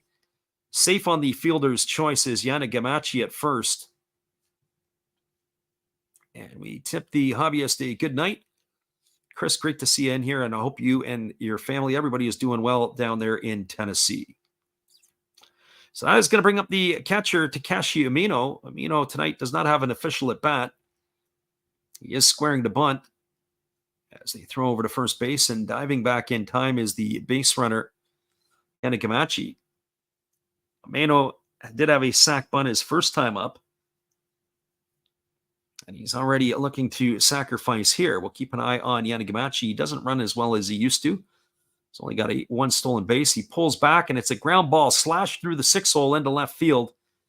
And so Umino has got himself a single. So that was really only to draw the infielders in, and he punched it by him. So Yanagamachi is stopping at second. They've got runners at first and second. It's going to bring Taisi Makihara to the plate.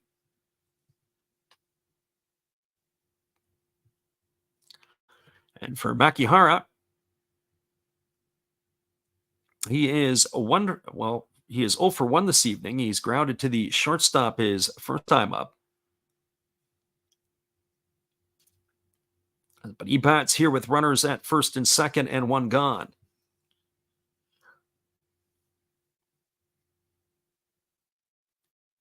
So Makihara ready to go here,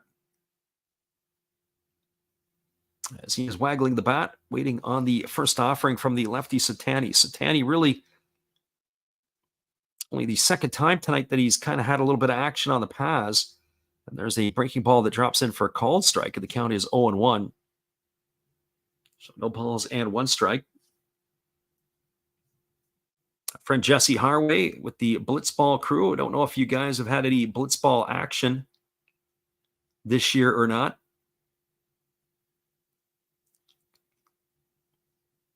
So no balls and one strike as the lefty delivers. It is a fastball swung on and missed. Count now goes to 0-2. For those of you who don't know what Blitzball is, it's kind of the modern wiffle ball per se. So no balls and 2 strikes to Makihara.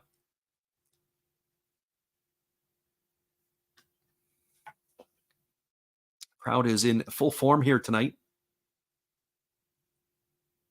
As the lefty kicks and delivers, it's a breaking ball that misses down. Count now goes to 1-2. So 1 ball and 2 strikes to Taisi Makihara.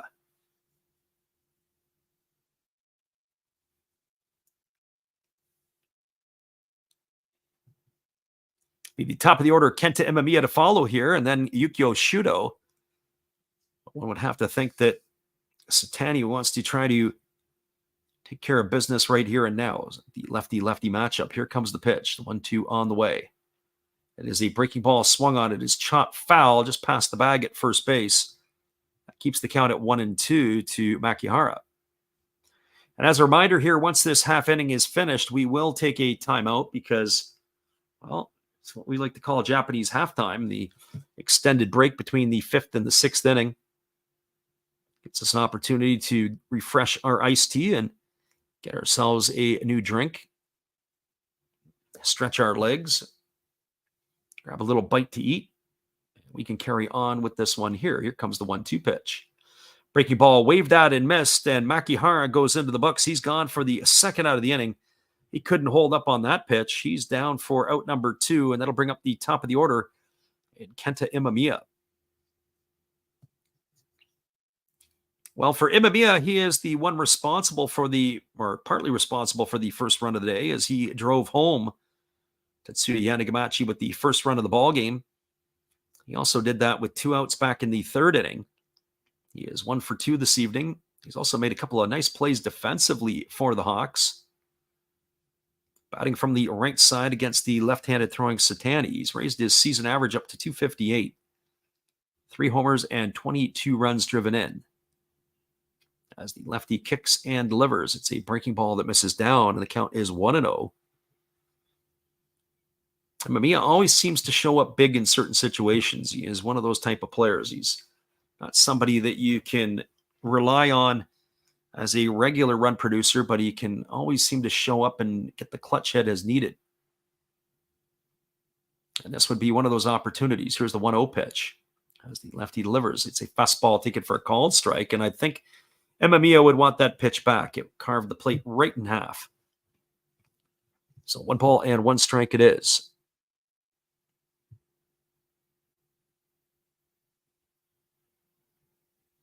After this game is done, we'll give you the roundup across the NPB. As we said, there's only the 2 early games, this one and the one at Escon Field in Hokkaido. It's still 9-0 for the Fighters.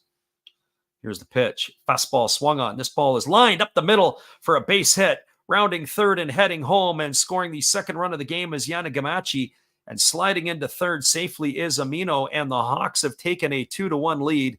So right on cue, as we called it, Kenta Imamiya with a base hit single. He has accounted for both of the RBIs tonight for the Hawks. A RBI single scoring Yanagamachi. That's Yanagamachi's second run of the ball game. Stopping at third, Amino, and that puts runners on the corners with 2 outs. It's going to bring Yukio Shuda to the plate. Well, that fastball was up in the zone. Good piece of hitting there by the right-handed hitting shortstop of the Hawks. Stayed inside the ball, able to really drive it right back through the box. Nobody had a chance at that one. We had a conference of Buffaloes up on the mound, and now that has been dispersed. So that's going to bring Yukio Shuda to the plate, who is 0 for 2 in this one. He has struck out and grounded out in his 2 trips. So Buffaloes have taken, Hawks have taken the lead here over the Buffaloes. Bottom of the 5th, now 2-1 Fukuoka.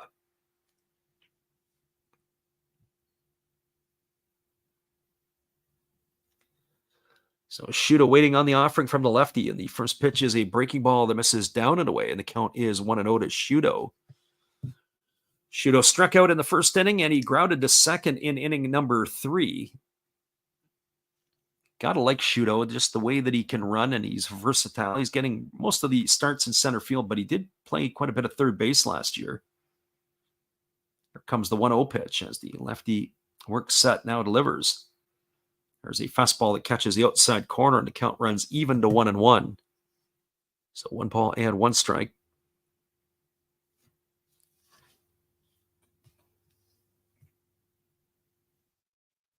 Shudo's average has dropped to 253 now on the year.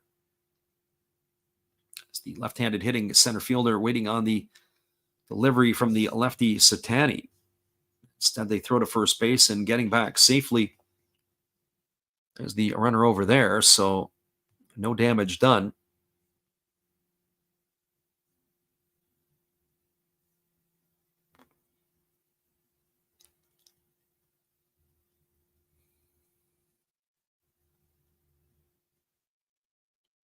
So Yukio Shudo waggling the bat, waiting here on the pitch from Satani, who holds set.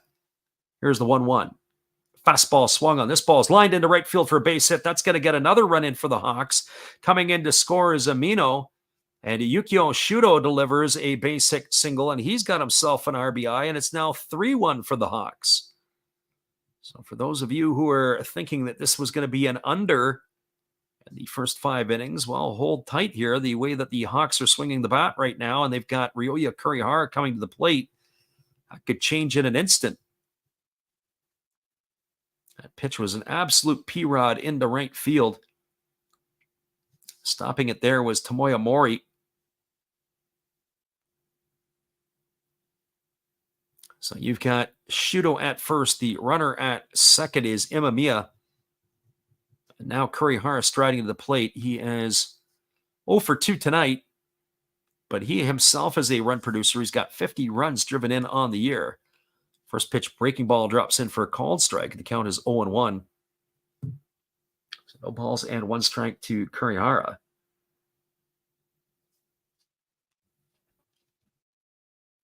Another lefty-lefty matchup. Kurihara's average has slipped to 264 on the year. Buffaloes don't want to let this one get away. Here's the pitch. Fastball comes inside, almost hits Kurihara as it moves him off the plate. Count is now 1-1. Definitely move his feet around, not make him feel very comfortable.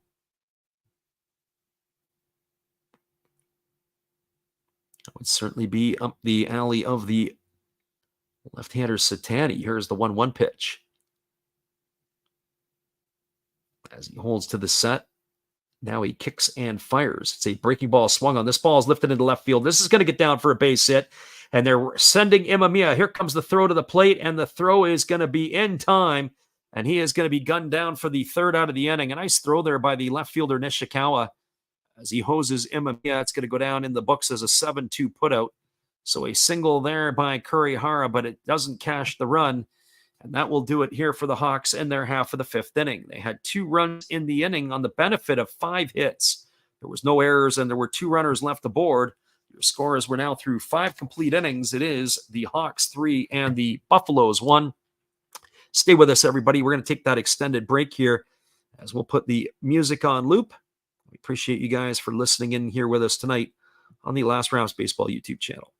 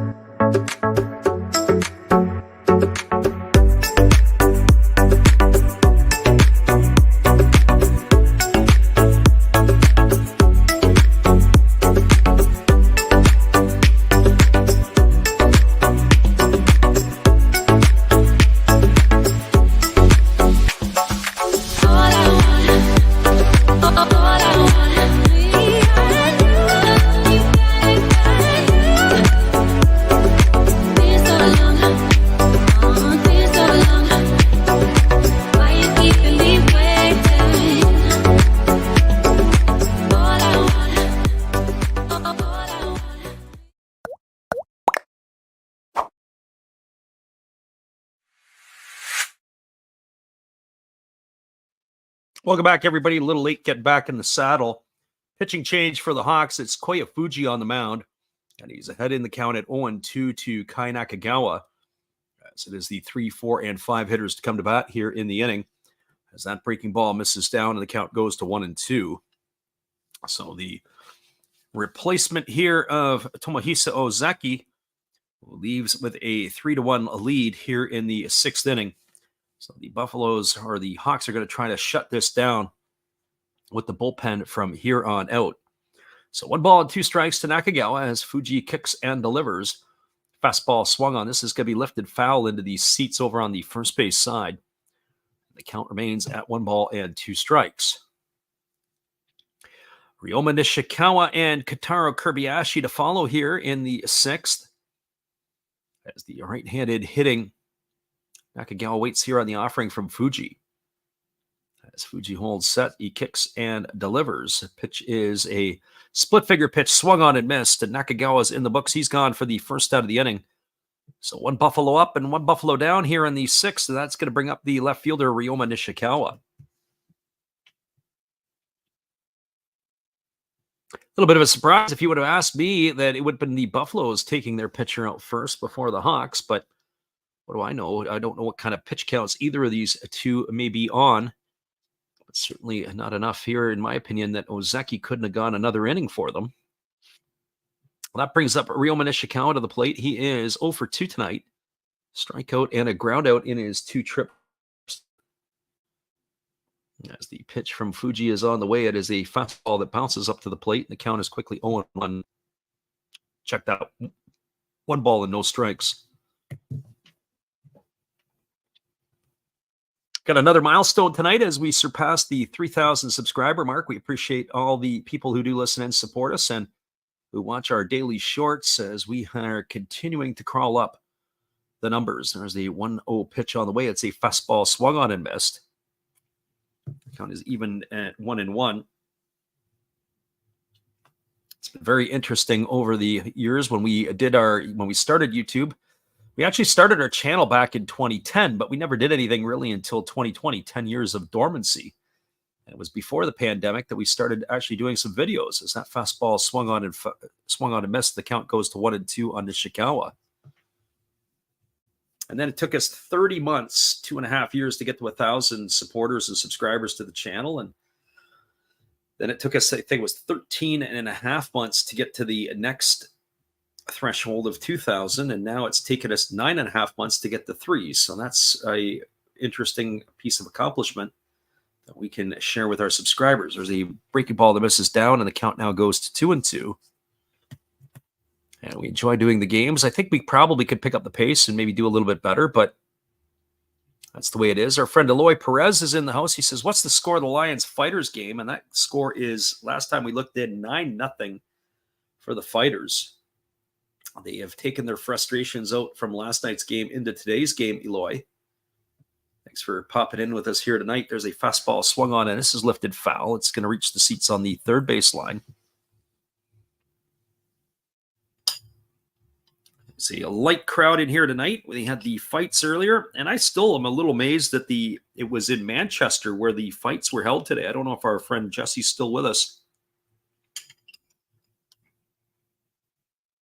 But that would have been a very early morning fight. Here comes the 3-1 pitch. 3-2 pitch. Fastball taken for a called third strike. And Nishikawa in the books for the second time by the strikeout tonight, this time looking. So 2 up and 2 away, and it's going to leave it all up to the shortstop, Kotaro Kobayashi. Our friend Eloy down in Monterrey. We'll give a shout out to Monterrey, Mexico here. You have to enlighten me, Eloy, what team plays in Monterrey, which Mexican league team? I understand Monterrey is supposed to be absolutely beautiful. There's a fastball that misses down and away. The count is 1-0 to Kotaro Kobayashi. Eloy says, can you say hello to his wife, Jessica, and to his son, Eloy, as they're listening to the game? 100%. There you go. And we appreciate you for listening with us. There's a fastball that swung on and lifted foul, and the count is 1-1. If I say it correctly, it would be Buenas tardes. If that would be good evening, everyone. And I hope I didn't butcher that in any way. So 1 ball and 1 strike it is, as Fuji is ready to go back to work again. As the right-hander holds himself to the set and now delivers. It's a fastball swung on, and this is lifted foul into the seats over on the first base side of home plate. The count now is 1-2 on Kobayashi.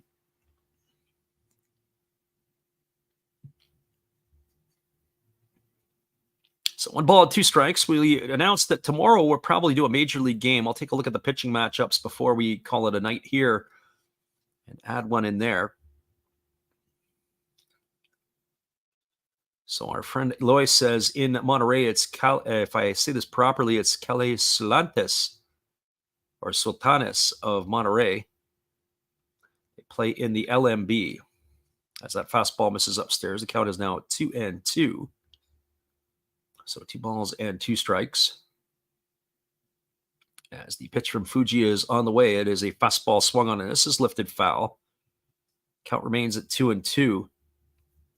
I often wonder when I watch Fuji, they tried him as a starter last year, and then he got hurt, and then he ended up back in the bullpen, and we've never seen him as a starter again. Well, one of the things I think about with Fuji is he throws hard, but I don't know if he has enough movement on his pitches, enough horizontal movement, arm side runner, cut to his fastball. He does have depth with the split finger, and I anticipate we might see it here. Here's the 2-2. As the pitch is on the way, it is a fastball swung on. It is lifted into shallow left field. Coming in on it is the left fielder, Yanagamachi, and he's there to make the catch. And that is going to do it for the Buffaloes here in their half of the 6th. They go quietly, no runs, no hits, no errors, nobody left the board. We are moving to the bottom half of the 6th inning. Your score is the Buffaloes trailing the Hawks 3-1. We'll be back in just a few with all the action and carry on our conversation with our friend Eloy, who's here. At least we're not talking to ourselves tonight. We're happy that you can be joining us tonight for all the action. We'll be right back in just a few.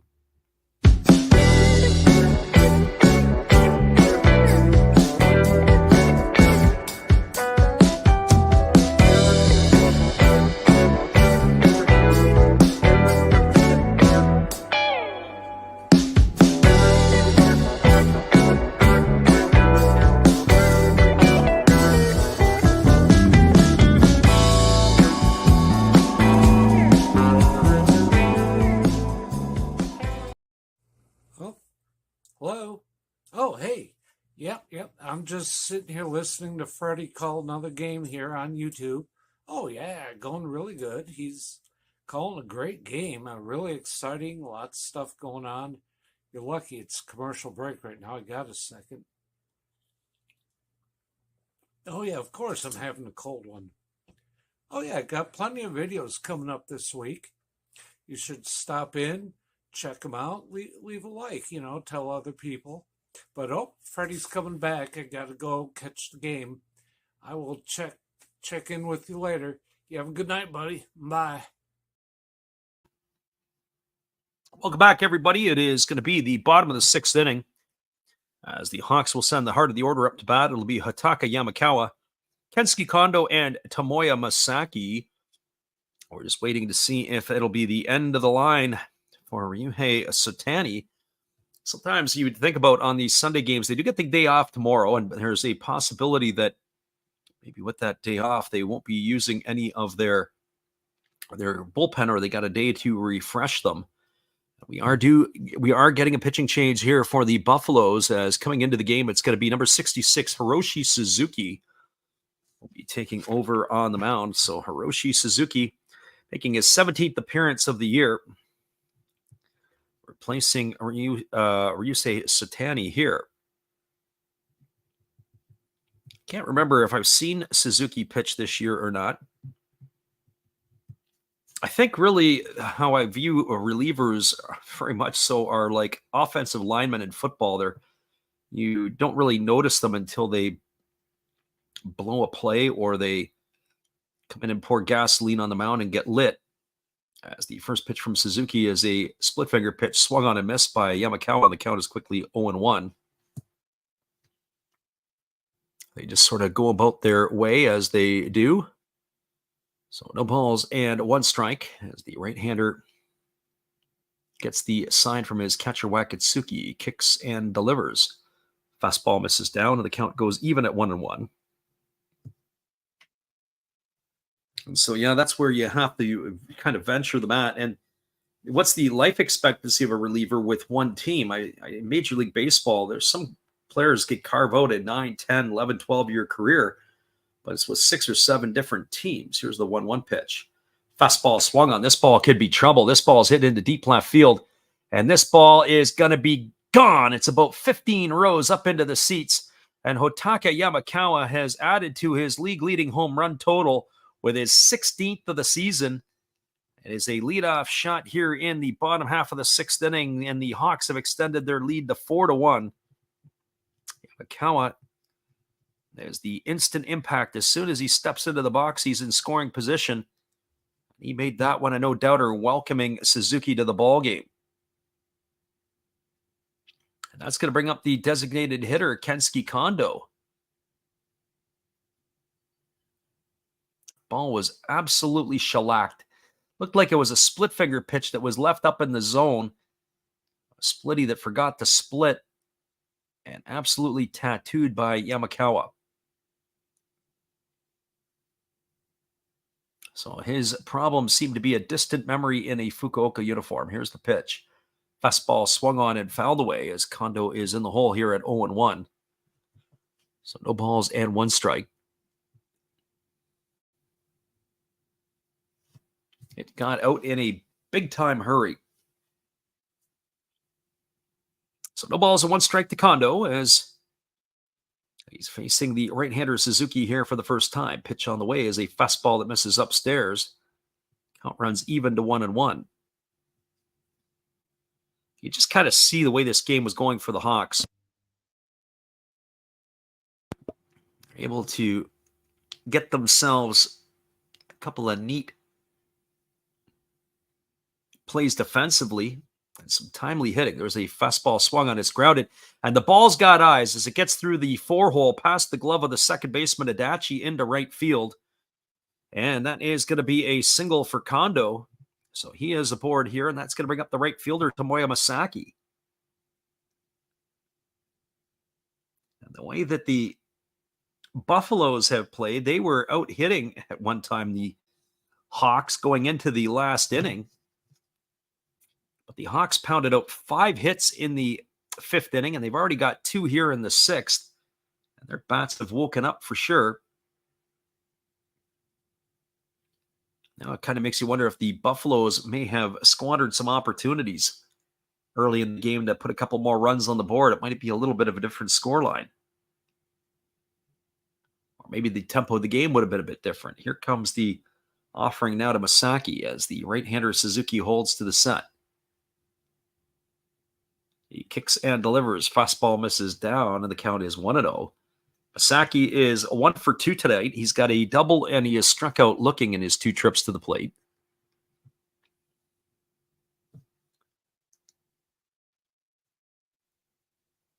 We had a couple people a couple years ago ask us if we could do some of the winter leagues, and I kind of hesitated because the winter leagues don't necessarily match up with the time that we can call games. And on top of it, the unfortunate part about that is that don't follow the winter leagues. Getting a good, solid, consistent viewing of those games would be kind of neat, as that split finger pitch is swung on and fouled away. Venezuelan League, the Dominican League, the Mexican Winter League, all interesting leagues to watch, but really don't get a whole lot of view. I remember when Univision years ago used to carry the Mexican Winter League. Didn't know the teams that were playing, but certainly I remember when Jack Howell was with the California Angels, he was playing in games down there. He was always had a couple of 2 or 3 major league players that would be performing. Here's the 1-1 pitch. Fastball misses down and away. Count now goes to 2-1. My Spanish isn't very good. It's pretty much non-existent. But to sit and watch the game was always kind of neat. It's usually a Saturday or a Sunday afternoon. And then they'd sometimes replay games later at night. I don't get Univision anymore. I don't live near the border. It was always cool. You get to see the World Cup, was always on Univision. Didn't need to have to pay for cable. 2-1 pitch. Instead, it's thrown over to first base, and diving back in time is the base runner, Kondo. Still have to keep your eyes on Kondo. He has 5 stolen bases this year and can run from time to time.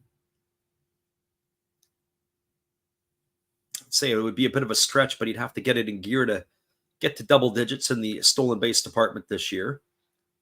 Here's the 2-1 pitch.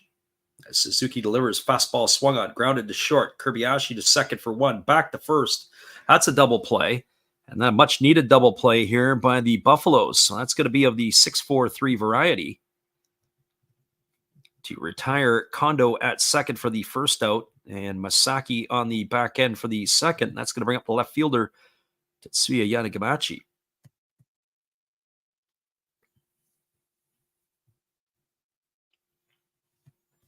And for Yanagamachi, he is officially 1 for 2 tonight. But he scored the first 2 runs of the ball game for the Hawks. He singled and was driven home by Kenta Imamiya back in the 3rd inning. And then he bounced into a fielder's choice and came around to score on another base hit by Imamiya in the 5th. As he takes a fastball for a called strike, the count is quickly 0-1. Yanagamachi batting here for the 3rd time tonight, but the first time against Suzuki. As Suzuki kicks and delivers. Fastball misses inside, and the count now goes to 1-1.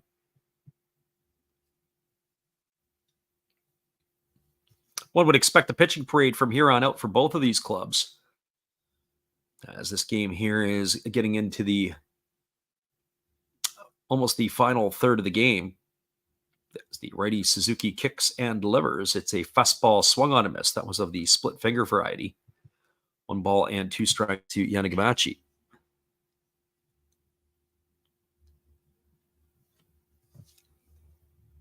Suzuki ready to go again as he's working at an efficient pace. I wouldn't say the most quick pace that we've seen. Here's the 1-2.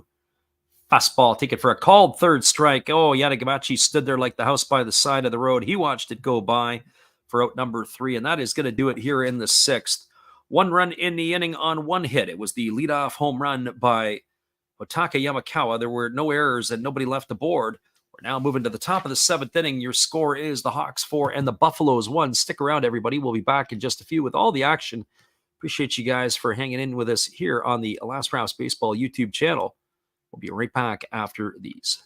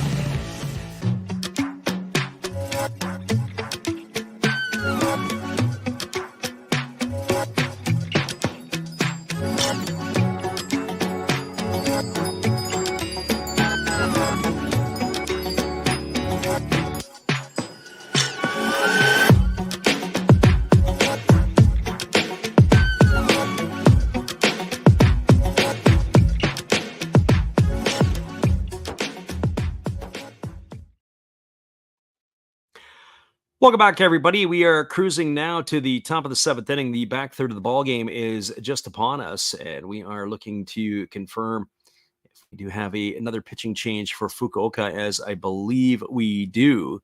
It was the starter went 5 innings tonight, and that was Tomohisa Ozeki. And they turned to the right-hander Koya Fuji, who pitched the 6th inning.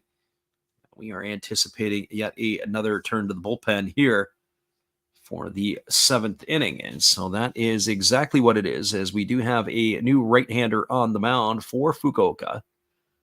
And this is going to be looks like it's number 11, Yuki Samori, as he will come in and pitch the 7th inning. So he is the 3rd pitcher used tonight by Fukuoka. So Yuki Samori on in relief here of Koya Fuji. He's going to be entrusted to face Leandro Cedeno, Yuma Mune, and Yuma Tongu, the 6, 7, and 8 hitters for Oryx in their lineup. And for Leandro Cedeno tonight, he is 2 for 2. This has actually been the most productive part of the Buffaloes lineup. Cedeno, Mune, and Tongu have combined to go 4 for 6 with a home run. And so far this evening, Cedeno here is 2 for 2. As the big fellow waits on the first offering from Samori, it's a fastball that misses way upstairs. The count is 1-0. With the 2 hits tonight in the ball game, Cedeno has raised his season average up to 237. He's got the 8 homers and 23 runs driven in. As the big fellow waits on the offering, here's the pitch. It is a fastball taken for a called strike, and the count goes to 1-1 on Cedeno. So 1 ball and 1 strike it is. And I would have to think that probably the 8th inning and the 9th inning, if the 9th inning belongs to Osuna, then we're probably looking at a breaking ball that misses outside to Cedeno. I would think, if I'm projecting it correctly, just looking at the Fukuoka roster here, maybe Darwinson Hernandez could be the one, or maybe it's Matayoshi. Not sure how they're, or maybe it's actually Yuki Matsumoto. So Matsumoto, maybe Hernandez, depending upon how they choose to go about it. As the right-hander delivers, it is a fastball swung on it, missed. The count goes to 2-2 on Cedeno. I remember when Cedeno last year was a training player or development player, he was wearing the number 123 in the preseason. And obviously when he got the opportunity, he made it count for him. And he's still at a relatively young point in his career where he could still play a long time for the Buffaloes. Think about it. I don't even think he's 25 years old yet.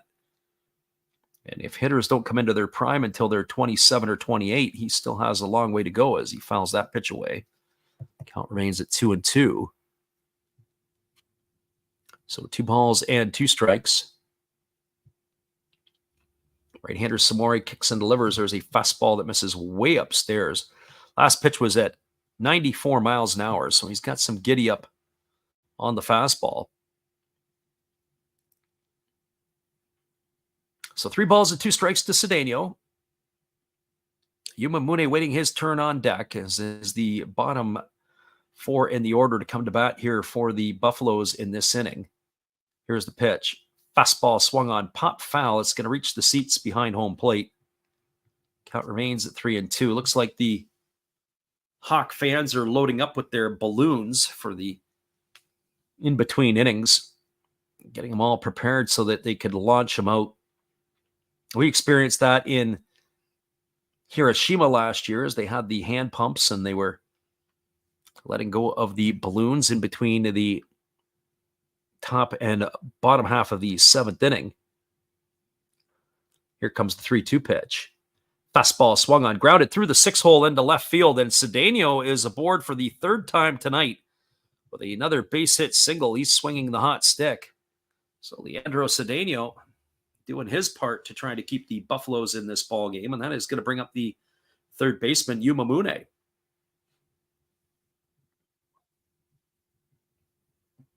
And for Yuma Mune, he is officially 1 for 2 tonight. He has a single and 2 trips.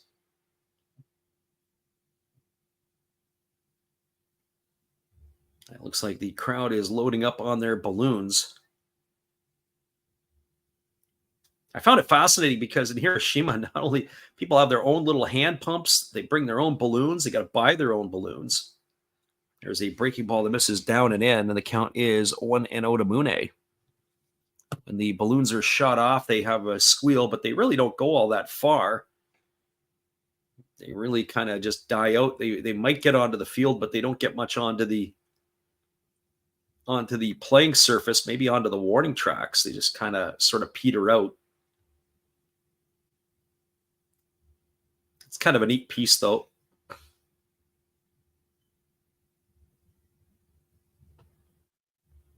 So Yuma Mune here batting with 1 ball and no strikes. That conference is over on the mound as Yumane went out to talk to his pitcher, Samori. Runner at first is Cedeno. Nobody out here in the top of the 7th inning. Here comes the pitch. fastball swung on. This is going to be lifted foul. It reaches the seats behind home plate. The count is 1-1 to Yumamune. So 1 ball and 1 strike it is. Taking a peek, looking ahead to the Major League Baseball games tomorrow. And as we said, we're going to try to squeeze in a game. If we do one, it's probably going to be a early game, possibly the 1 p.m. ball games. There's a fastball swung on it. It's going to be grounded past the glove of the shortstop, Imamiya. Very similar hit to the last one by Cedeno. And now the Buffaloes have got something brewing. Back-to-back singles by Mune and Cedeno. And that's going to bring Yuma Tonga to the plate. And Tonga's already done damage tonight as he had a solo shot back in the third. So as we said, this is a part of the batting order right now that is causing havoc for the Hawks, as they are now officially, it looks like they are now 6 for 8 at the plate with the 6, 7, and 8 hitters. It's pretty good. As Tagu strides in here at the plate, ready to go.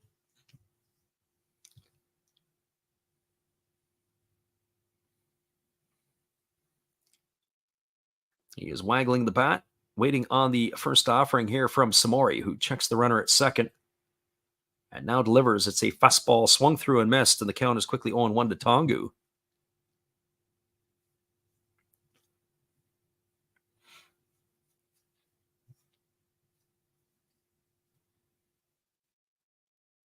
Buffalo fans that are in attendance are on their feet, urging their group on. That is for certain. As the right-hander holds set, now delivers. It is a fastball that just misses outside, and the count runs even to 1-1. So 1 ball and 1 strike. I guess if I had to pick a game tomorrow to want to do, possibly I've seen enough of the Mets and the Braves, although that one could be on the docket. It could do 3 out of the 4 games in that series. We skipped today. There was a fastball swung through and missed. The count is now 1-2 to Tongu. On the other side of the coin, the Dodgers and the Astros could be entertaining tomorrow. Looks like that River Ryan is pitching against Spencer Arrighetti. I don't know if I would want to be on the call for that. We've got everything set up for the Braves and the Mets. We could easily go back and do that when we did the Tigers the other day against Cleveland on a getaway day. So here comes the 1-2 pitch as the right-hander delivers. It is a fastball swung on and missed. And Tongu's in the books. He's gone for the first out of the inning. That'll bring up the catcher, Kenya Wakatsuki. Our friend Jesse said, who's going to win the game between the Eagles and the Marines?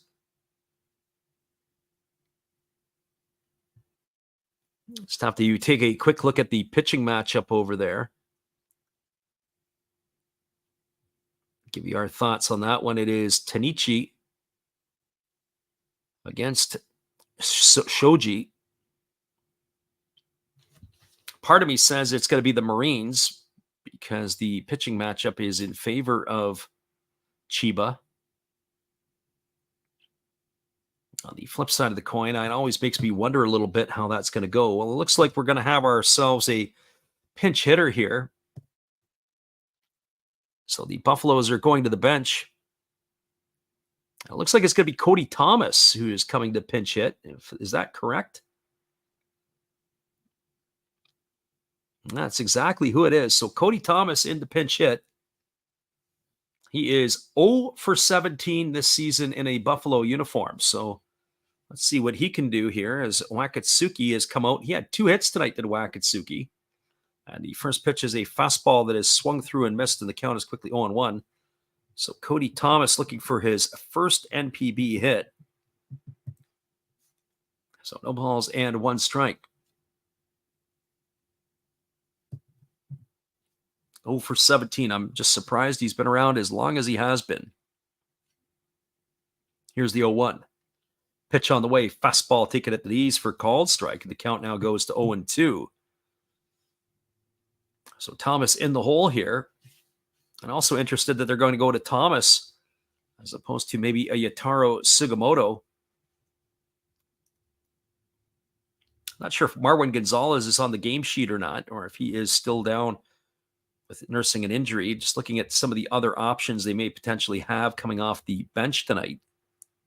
Here's the pitch. Fastball misses up and away to Thomas, and the count now goes to 1-2. So I don't know if that answers Jesse's question or not.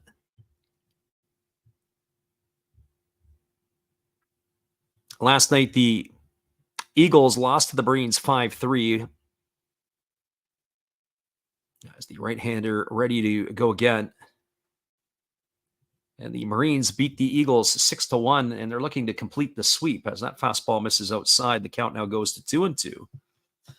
And that's always the scary thing. When the road team wins the first two games, and then the getaway game is today on the Sunday, are they looking ready to get out of Dodge and to get on the plane and go home? Or are they really going to show up and play this one? So I'm not sure. The lineup for that game is not that far away. I would think that it may have already been posted. I'll take a quick peek and see if the lineup has been posted.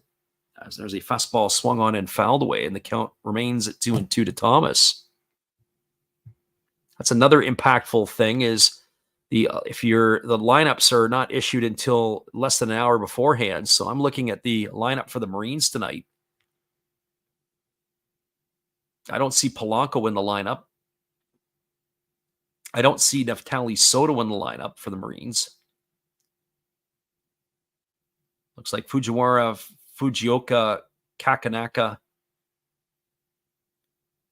I'm not so sure that Marine lineup is as strong as it is. And there's a fastball swung through and missed. Cody Thomas goes down on strikes. He is now still looking for his first NPB hit. He's gone for the second out of the inning, and that's going to bring up the top of the order in Ryo Adachi. So 0 for 18 in his career in the NPB, and that fastball walked the ladder, and he wasn't even close.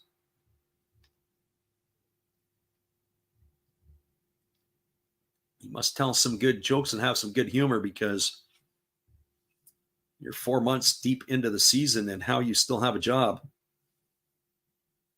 That's where we start to see there'll be some movement in the NPB over the next couple of weeks or so. I saw that Jared Young, formerly of the Chicago Cubs and a farmhand with the St. Louis Cardinals, he was moved recently. As it's supposed to be Ryo Adachi coming to the plate, and now it's Yataro Sugimoto. So he's coming up to pinch hit here. So Yataro Sugimoto batting for Adachi. As Samori delivers a first pitch breaking ball that misses down and away, and the count is 1-0. So 1 ball and no strikes.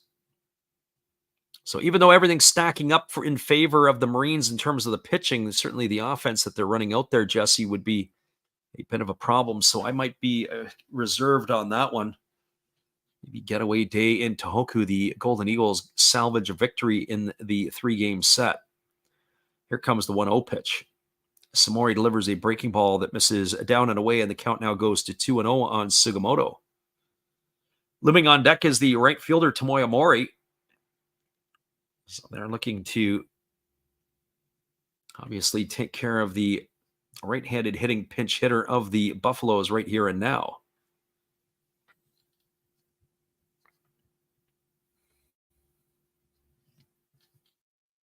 So 2 balls and no strikes as Sugimoto waggling the bat, waiting here on the pitch from Samori, who holds set. Now delivers. Fastball misses upstairs. The count now goes to 3-0. This ball game was cruising right along through pretty much the first 4 innings, and then it's kind of, now that the bullpens have entered the fray, it is slowed down. Tempo of the pace of the game is declined a little bit.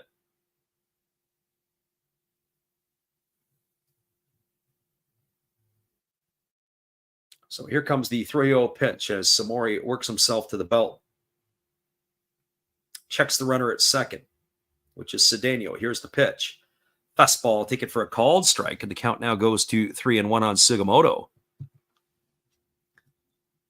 So 3 balls and 1 strike it is.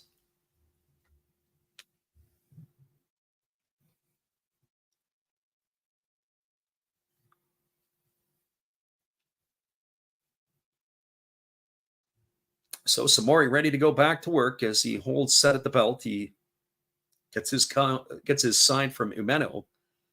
And here comes the pitch on the way. Fastball swung on, tapped slowly past the third base coach's box.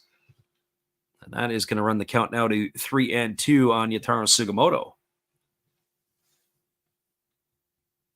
Sugimoto, another player here in some ways, and we were talking about this before, really not able to get it going this year in a variety of different ways.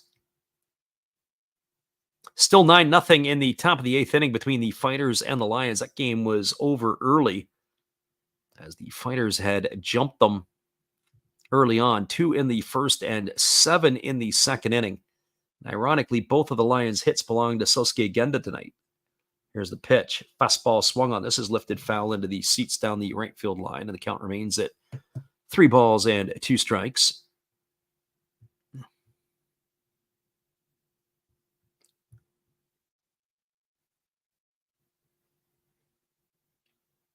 The fans in Fukuoka are armed with their balloons, ready to shoot it off. Meanwhile, the Buffalo fans are cheering madly for their beloved Buffaloes here to try to get back in this game. 3-2 strikes to Sugimoto. 2 gone here in the top of the 7th inning. Samori with his 28th pitch of the inning. It's a fastball taken for a called third strike. Sugimoto, I don't know what you're looking at, but that ball was right down the middle, and that is going to retire him for the 3rd out of the inning. Well, they stranded and wasted an opportunity. 2 singles back-to-back to begin the inning. No runs, 2 hits, no errors, and 2 runners left aboard. After 2 singles, Samori strikes out the side. We'll be back with the bottom of the 7th in just a few. We appreciate you guys. For those of you who have made it in here tonight, listening on the Last Rouse Baseball YouTube channel, we'll be right back in just a few. Hang tight, guys. Thanks for being here with us tonight and keeping us awake as well. Be right back after this.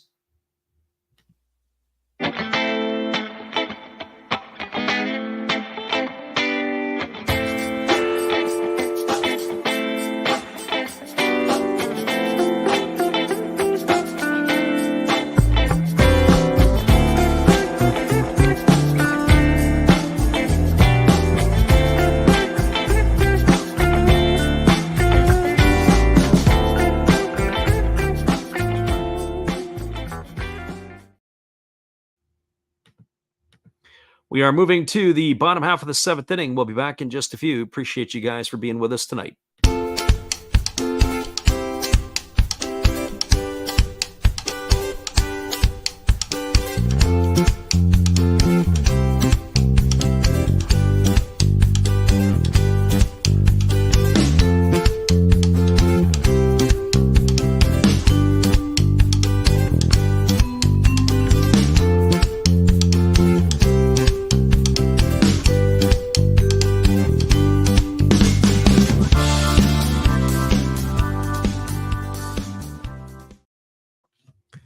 Welcome back, everybody. It is going to be the 8, 9, and 1 hitters slated to come to bat for the Hawks. We'll be back in 30 after this because they are doing their balloons and their little show in between the innings. Appreciate you guys for being with us here. It is a 4-1 ball game for the Hawks as we are moving to the bottom of the 7th inning. We'll be right back after this, and we assume we are going to have another Buffalo pitching change.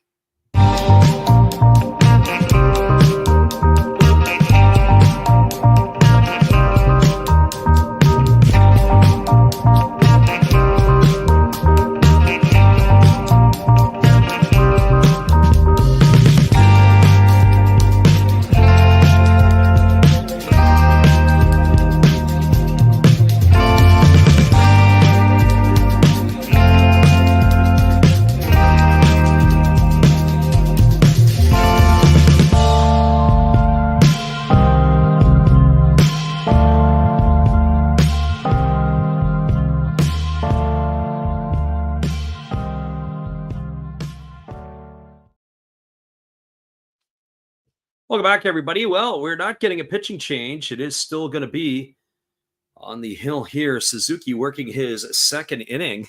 He's got 2 quick strikes on Takashi Amino right away here, so no balls and 2 strikes. As the right-hander delivers the ball that misses down and away, count now goes to 1-2. So 1-2 it is. Second inning of work here for the right-hander Suzuki. As he kicks and delivers, it's a split finger pitch swung on and fouled away, and the count remains at 1-2. 8, 9, and 1 hitters, Amino, Makihara, and the top of the order, Imamiya, to come to bat. That is where we stand here.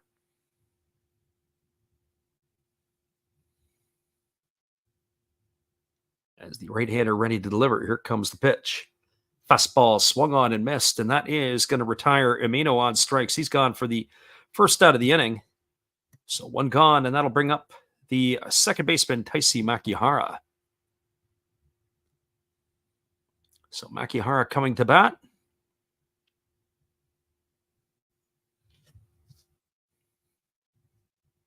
He is 0 for 2 today. He has grounded to short and struck out his 2 trips to the plate. As they are going to be facing the right-hander again, and the pitch is a fastball. It's taken for a called strike, and the count is 0-1 to Makihara. Makihara batting from the left side here against the right-handed throwing Suzuki. There's a fastball swung on and fouled away, and the count now goes to 0-2. So no balls and 2 strikes.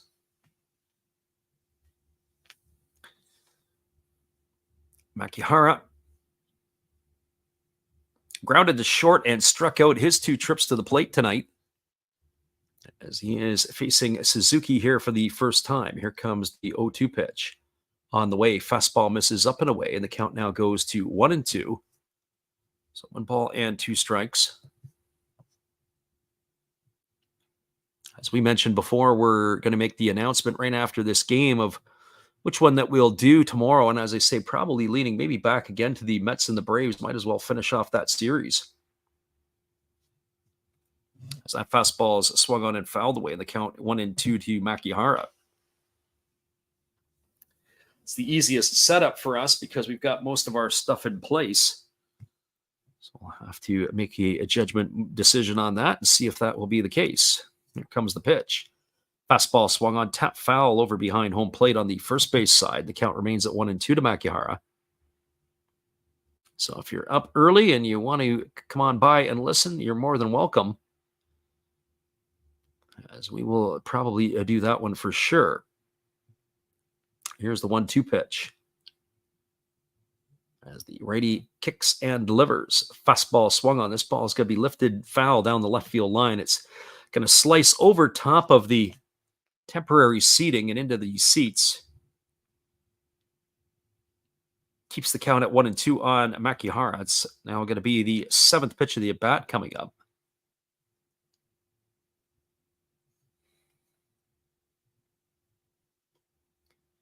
So 1-2 strikes as the right-hander kicks and delivers. A fastball swung on, grounded over to short. Kobayashi fields it. He throws to first, and that is going to retire the batter Makihara on a ground out 6-3. So he's in the books for the second out of the inning. I'll bring up the top of the order in Kenta Imamiya. Well, for Imamiya, he is officially 2 for 3 today. He's got a couple of singles, a couple RBIs. And he has struck out looking. He's enjoying himself a solid ball game today. He's made some nice defensive plays in the field as well. Batting from the right side here against the right-handed throwing Suzuki. Suzuki kicks and delivers. It is a fastball taken for a called strike, and the count is quickly 0-1.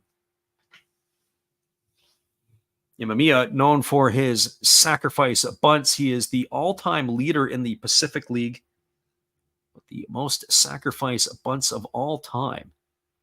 As that fastball misses up and in, and the count goes even to 1-1.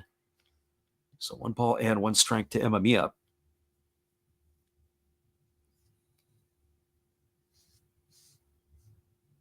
The pitcher Ozeki is in line for the win so far. If the Hawks can keep it together, as that fastball swung on and missed. Now the count goes to 1-2.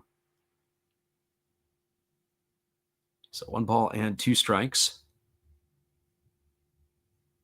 We're here in the bottom of the 7th inning. There's 2 gone, and Suzuki delivers. It's a split finger pitch swung on and fouled away, and the count remains at 1-2. The Hawks are enjoying a 4-1 lead And Mamiya has driven in a pair. Shudo has knocked in one, and Hotake Yamakawa has delivered a solo shot for Fukuoka. That has accounted for their 4 runs. Yuma Tongu hit a solo shot for the Buffaloes. That is their only run tonight. Here's the pitch. Fastball swung on. This is lined softly to the second baseman. And a nice catch over there. I'm not sure who that is who's come in at second base because Ryodachi's night is done. Nice play by him, and that is going to retire Mamiya for the 3rd out of the inning. And that will do it here in inning number 7. Well, it looks like the Hawks are going back to the bullpen. No runs, no hits, no errors, nobody left the board. We're now through 7 complete. It is the Hawks 4 and the Buffaloes 1. Hang with us, everybody. We'll be back in just a few with all the action. Appreciate you guys for jumping in with us tonight on the Last Rouse Baseball YouTube channel. We'll be back in just a few.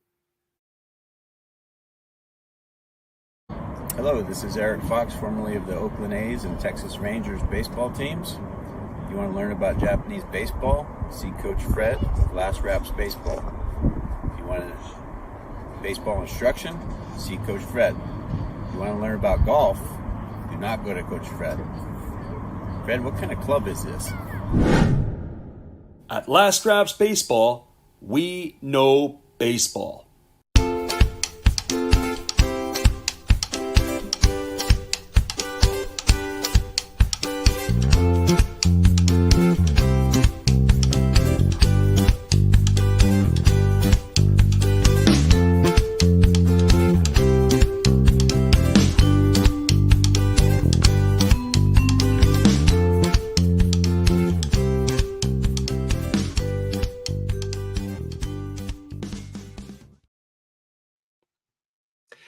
Welcome back.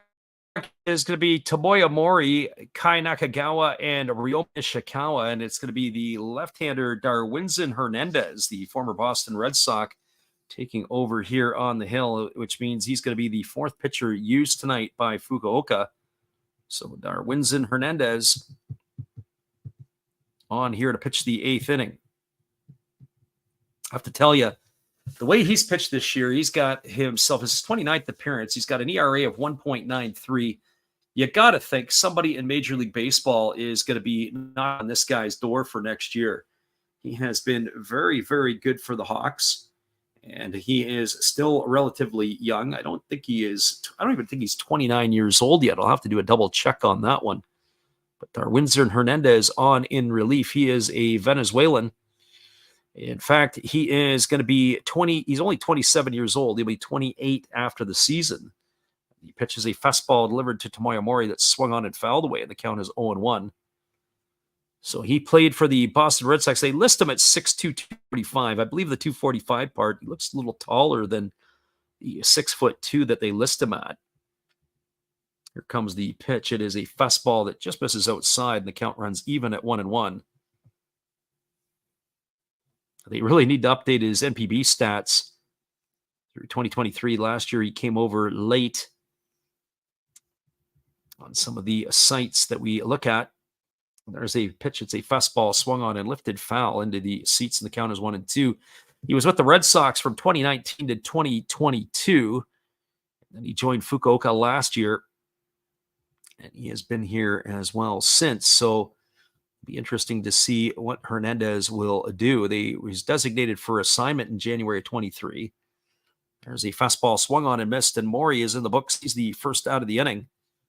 So 1 up and 1 way, and that's going to bring up Kai Nakagawa to the plate. DFA'd in January of 2023, and that was because they had signed Justin Turner. He was traded to the Baltimore Orioles and for cash considerations, but then he was DFA'd after the acquisition of Cole Irvin. Once he was released by the Orioles, he'd signed on the day after by Fukuoka. Fastball ticket for a called strike, and the count is 0-1. And about a month after that signing, a little less than a month, he made his debut against the Chibalote Marines. As that fastball is swung on, this ball is lifted down the right field line, giving chase. And is that ball going to be caught? Yes, it is, by the right fielder, Masaki. He had to go a long way to get it, and he makes an over-the-shoulder catch to retire Nakagawa for the 2nd out of the inning. Nakagawa hit that ball a long way, just not long enough. It was about 3 steps away from the wall, and thumbs up from Darwinson Hernandez to his right fielder. That's going to leave it all up to the left fielder, Ryoma Nishikawa.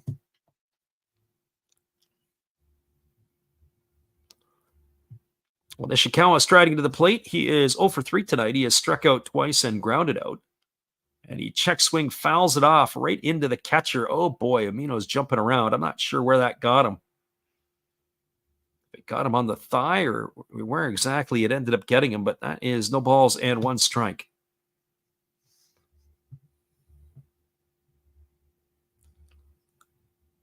Look at that replay again. Oh, there it is. Oh, ricocheted. Looked like it got him on the top of the left knee or the left leg, and then it ricocheted off and got him on the inner part of his right thigh. Oh, that'll hurt. Sting you for sure as that fastball is taken for a called strike. Now the count is 0-2 to Nishikawa. Well, the tools of ignorance is what they call the gear that the catchers put on. As the lefty here ready to go again, he kicks and fires. It's a fastball that misses outside, and the count now goes to 1-2.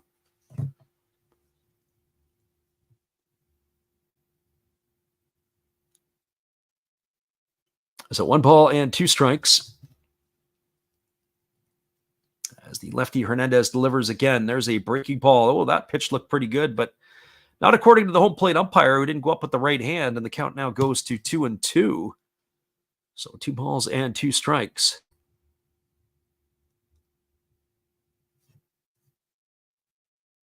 Nishikawa looking for his first hit tonight as he is 0 for 3. Here's the pitch. Fastball swung on, grounded over to the right side. Fielded by the second baseman, Makihara, who throws to first, and that's going to retire Nishikawa. It's a ground out 4-3. Well, the Buffaloes go in order again here in their half of the 8th inning. No runs, no hits, no errors, nobody left the board. We're moving to the last half of the 8th. Your score is the Buffaloes trailing the Hawks 4-1. Stick around, everybody. We'll be back with the call at the bottom of the 8th inning when we return. It is the Hawks in cruise control looking to complete the sweep when we return right after this. Appreciate you guys for hanging with us tonight on the Last Rounds Baseball YouTube channel. This is for our friend Josh and Jesse listening in. Good evening, ladies and gentlemen. Namaste. Hey, I hope you guys have been enjoying the game. My name is Hollis. I've got a YouTube channel called Another Hollis Build. I love baseball cards. I open up brand new product for you guys. I open up old stuff. I do breaks. I do auctions. All kinds of stuff concerning baseball. I'm Friars faithful, Padres to the end. I also love Garbage Pail Kids and my animals. I have a ton of animals. It's like a mini petting zoo here around my house. I also love my city. San Diego, baby. I take you all around the city and show you what's up. If you guys dig stuff like that, cruise on over and check it out. It's Another Hollis Build. If you dig it, subscribe. I'd really appreciate to have more follow me along on the journey. Hey, either way, you guys have a wonderful day or a beautiful, beautiful evening. No matter which one it is, make sure that you make it great, my friends. Big up Last Raps Baseball. Yeah, Freddie, let's go. One love and peace. Yeah, man.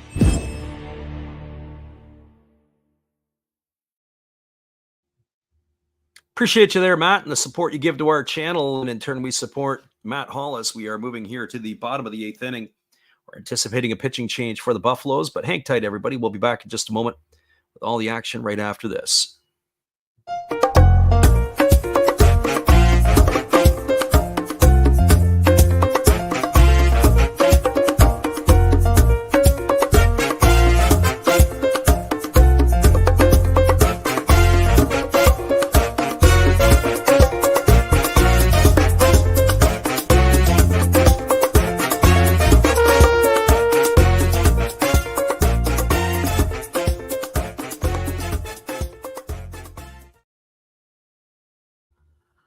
Welcome back, everybody. We do have a pitching change as it's going to be Nobuyoshi Yamada on in relief. The lefty is coming in here to face the 2, 3, and 4 hitters in the batting order.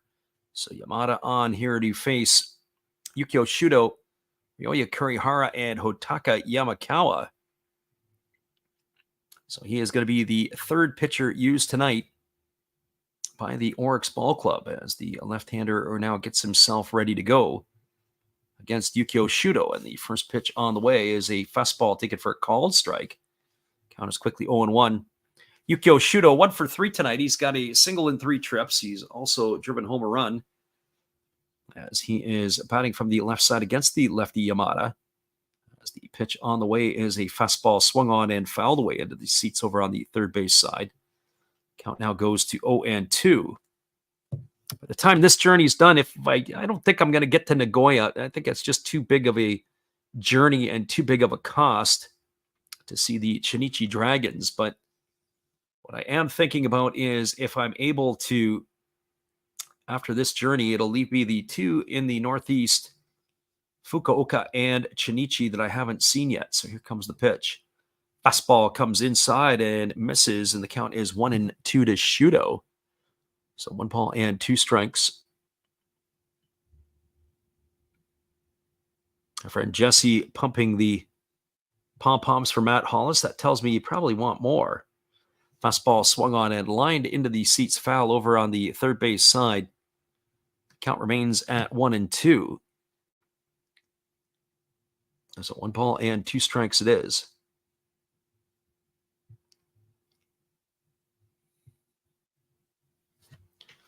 Shudo waggling the bat, waiting here on the offering now from the lefty Yamada, who works himself set. 1-2 on the way. Here's the pitch. Kicks and fires. It is a fastball swung on and another one that's sliced down the left field line. And this one's going to reach the seats past the temporary seating, and it's still going to keep the count at 1-2.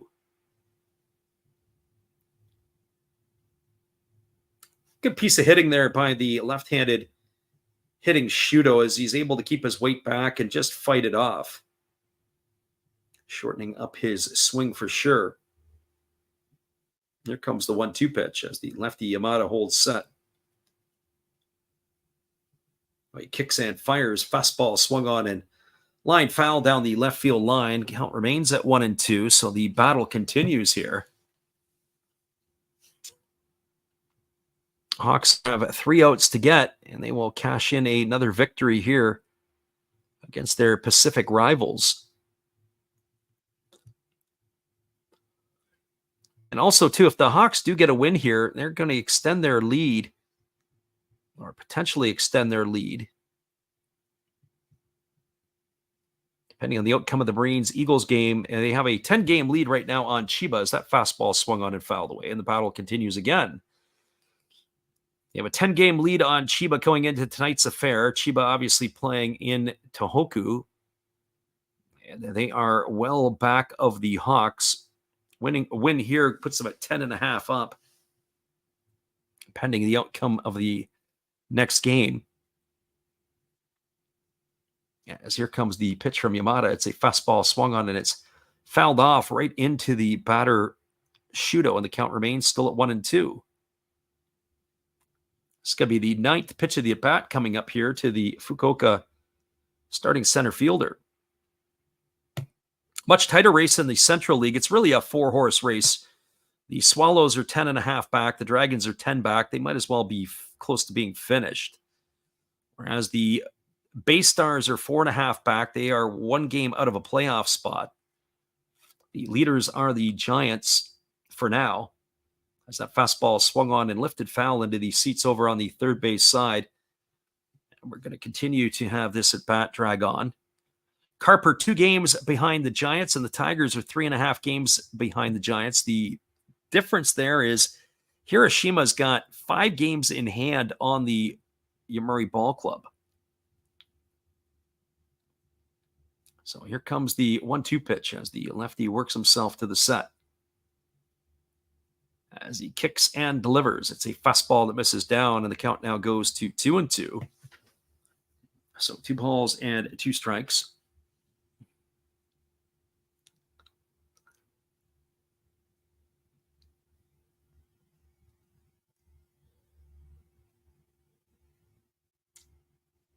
Yamada rubs up the baseball, or gets the rosin bag, rubs it up.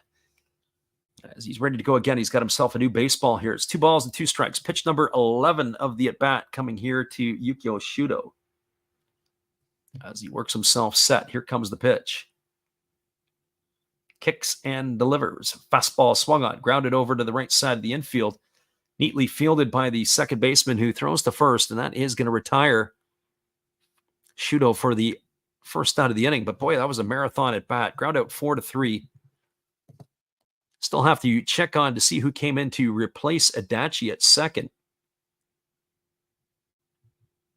as his night is over. It was the second baseman on the play.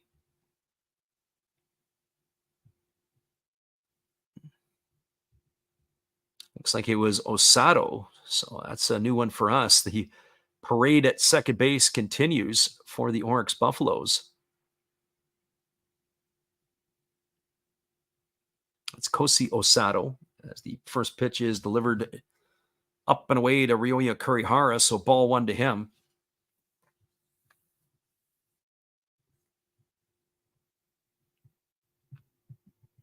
So Osato had come in. It was actually, he's batting in the spot of where Kenya Wakatsuki was, as Cody Thomas had replaced him.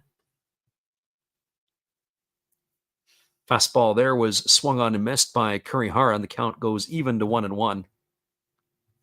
So 1 ball and 1 strike.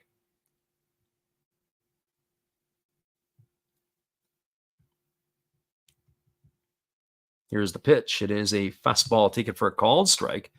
Now the count goes to 1-2. So I guess the black hole of second base continuing on for the Buffaloes. Sugimoto, who did come into pinch hit, stayed in right field. It's Tomoya Mori who's moved behind the plate. So those were the changes. A little surprised that they would leave Sugimoto in the game. Obviously, it's for his bat, not for his defense.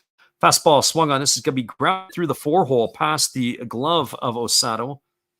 That is going to be a single here for Kurihara, and he is aboard. That's going to bring up the first baseman, Hotaka Yamakawa. And for Yamakawa, he is officially 1 for 3 tonight. He's got the he's got the home run and the RBI, the solo shot in the 6th. He's flown left and he has flown to center. So what are they doing here? Are they going to pinch hit for him or what? Well, it looks like that they are going out to the mound to have a word with Yamada, but it looks like Nakajima is coming out to replace his pitcher. So that being said, we have a pitching change. So hang tight, everybody. We'll be back in just a couple moments. We appreciate you guys for listening in. Our friend God is Great says he's listening in the background. No games on TV because of the Olympics and sumo. Spaceman Spiff says, thank you, fighters. Yeah, well, the fighters stuck a 9 spot up on the board tonight. Hang tight, everybody. We'll be right back in just a few. We've got our friend Steve here to keep you entertained. Hello, everybody. Steve Rodmacher coming back at you again. And during this pitching change, for a change of pace, let's open some baseball cards. We'll get through these quickly. 2023 Topps Big League. We have rookie card of Tyler Freeman to go along with a Matt Chapman. And why not a Jake Cronenworth? Shoot 'em, Jake! We do have a rookie card of Brett Beatty. That's pretty cool. To go along with the uncommon Carlos Correa. Pretty common to me, but what do I know?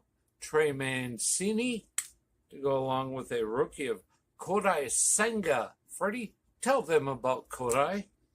And one of my favorites, Devin Williams of my Milwaukee Brewers. All right, looks like the pitcher's coming in. Freddie, you can take over now.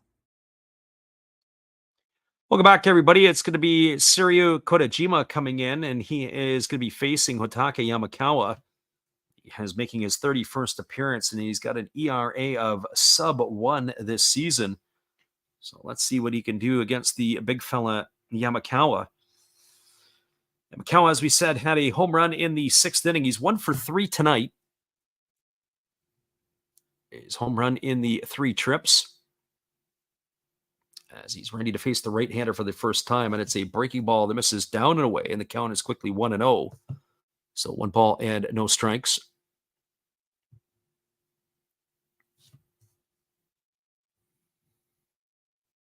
Spaceman says, I wouldn't touch the Marines game, even though I think they would win too. It's probably good advice, unless you like throwing money down a sewer hole. Here comes the 1-0 pitch. Fastball swung on and missed. The count now goes even to 1-1. So 1 ball and 1 strike it is.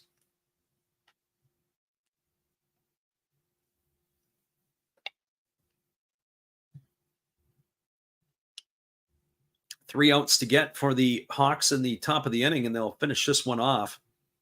I would assume that we'll probably have a Roberto Osuna sighting as that breaking ball misses down. Count now goes to 2-1. So 2 balls and 1 strike here to Yamakawa. Be curious to see how this would shape up if they went to who they would play in the Japan series. Let's not get ahead of ourselves. Fukuoka's still got to be able to win the Pacific in the playoffs, and they are really cruising along here. But if they were to get the Giants, would the Giants pitching be able to take care of it? There's a fastball swung on, grounded over to third. They go to second for 1, back to first. And that is going to be an inning-ending double play. It's going to be of the 5-4-3 variety. And that is going to do it, although they're going to have a look at this. So hang tight for a second, because I do believe the Hawks manager thinks that they may not have got the runner at second base. So they're going to go up and take a piece of this. I don't know. To me, it was the neighborhood play. It was close enough. I think that you got to go up with the right hand and bang him out. But let's see what happens here. Or did they call him safe at second? I think that's exactly what it was. I think they called the runner Kurihara safe at second base. Or did they call him out at second base, and that's why they're challenging it? Let's get a look at the replay ourselves. Hatake Yamakawa grounded it over to third. Mune went to second for the first out. The throw was not perfect. Could be ticky-tacky, as the second baseman, Atsu, maybe looked like he came off the bag. I think that they ruled him out, but did he stay engaged to make the catch? I guess we're going to have to wait to see on the replay. The umpire ruled him out. That's the old school neighborhood play. You're out. Not in today's baseball, because you got to watch the replay and make sure your foot's on the bag, and common sense gets tossed out the window. They're definitely going to get 1 out on the play here, and it'll be the out at first base for sure. So it could be either a fielder's choice or ground out in that situation. So let's see. Oh, they go up with the right hand. It is a double play, and that takes care of that nonsense, as that is going to retire the Hawks here in the 8th inning. Well, they had no runs. They had 1 hit. There were no errors, and there was nobody left aboard. We are now moving to the top of the 9th inning. Your score line is the Fukuoka SoftBank Hawks 4 and the Oryx Buffaloes 1. Hang tight, everybody. The top of the 9th is just around the corner. We appreciate you guys for hanging with us here tonight on the Last Rouse Baseball YouTube channel. We'll be right back after this.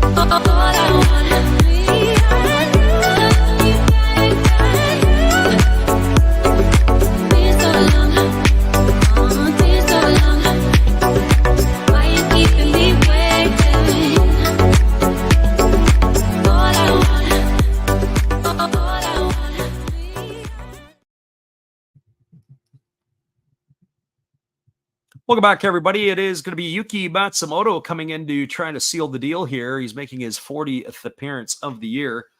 He's pitched to a ERA of 2.65 so far, so no closing night tonight from Roberto Osuna. It'll just be Matsumoto on the hill. And he's going to be entrusted to face Kotaro Kobayashi, Leandro Cedeno, and Yuma Mune. Look like there's some defensive changes for the Hawks as well. Unfortunately, left and right field, they are making some moves, but I don't know who that would be. We're going to have to See if we can catch up to that here in just a moment. We still haven't had any updates. It still shows Yanagamachi in left and Masaki in right, but obviously that is going to change. So here we go. Here comes Kotaro Kobayashi to the plate as he is ready to get things going. And the first pitch is a fastball that catches the outside corner for a called strike. And the count's 0-1. It'll be Kobayashi, Cedeno, and Mune. As this part of the batting order, the bottom part has been very productive tonight for the Buffaloes, so it's not going to be a walk in the park. Fastball that just misses low. That was at 95 miles an hour, and the count now is 1-1. So 1 ball and 1 strike to Kotaro Kobayashi. Right-hander working himself to the set position, and he's ready to go again. Here comes the pitch from Matsumoto. It is a fastball swung on. It is popped up down the right field line.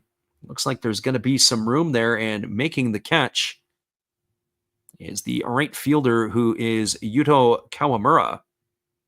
So Kawamura, who had been inserted into the ball game, makes the catch for out number 1. And that is going to bring up the first baseman, Leandro Cedeno. Well, it's been a solid night for Cedeno. He's 3 for 3 at the plate, all singles tonight, as he steps to the plate here to face Matsumoto for the first time. Be nice to see, if you're a Buffalo fan, that if Cedeno can get himself going here, and there's a fastball swung on, is grounded into the 6-hole, backhanded by Imamiya, and he throws to first. Well, I couldn't get the words out of my mouth quick enough, but Cedeno is out, ground out 6-3. He's gone for out number 2, and that's going to leave it all up to Yuma Mune. And for Mune, he is got a couple of hits here in 3 trips tonight, 2 singles to be exact. So 2 for 3 for Yuma Mune as he strides to the plate here to face the right-hander Matsumoto. The manager Nakajima not happy with his crew here tonight. There's a fastball that misses up and away, and the count is 1-0. So 1 ball and no strikes to Yuma Mune. Mune waggling the bat, waiting on the offering here from the right-hander, who kicks and fires. Fastball swung on. This is popped up foul, and it's just going to slice into the seats, just past the third base dugout. That's going to run the count even to 1-1 on Mune. So 1 ball and 1 strike.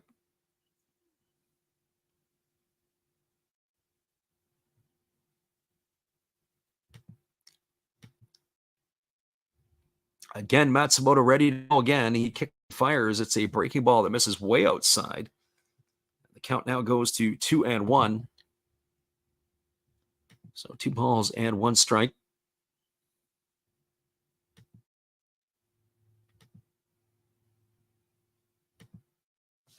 Right-hander again ready to go. Matsumoto kicks and he delivers.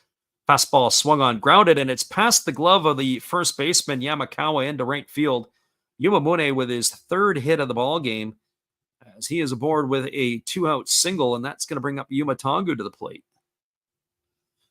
So of the 9 hits tonight by the Buffaloes, Leandro Cedeno has 3, and Yuma Mune has 3 for himself. So they have 6 of the 9 hits tonight. So he is aboard. I've been saying it's a catcher's shin guard. It's actually a shin guard. And then he's got like a different kneecap. So it's almost like 2 pieces that he's wearing. So he's got like a knee guard and a shin guard. It's kind of a really unique piece.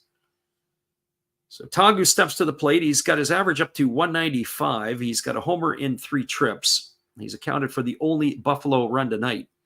And the first pitch is a fastball that misses down for ball 1, and the count is 1-0. So 1 ball and no strikes.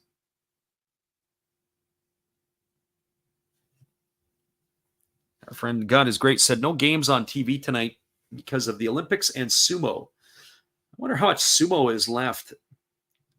I'm going to check that out maybe when I'm there, if there's anything in the Grand Hall. That breaking ball misses outside. The count's now 2-0 to Tongu.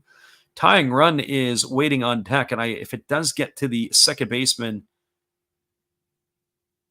who is what, Atsu, I think it is, or not Atsu, it's Sato is the second baseman. I don't think he's going to come to the bat. They got to go with anybody. And there's a fastball that gets away from the catcher, Amano, and that's going to move up Yumabune to second base. That's going to be, it looks like a pass ball as it did go off his glove.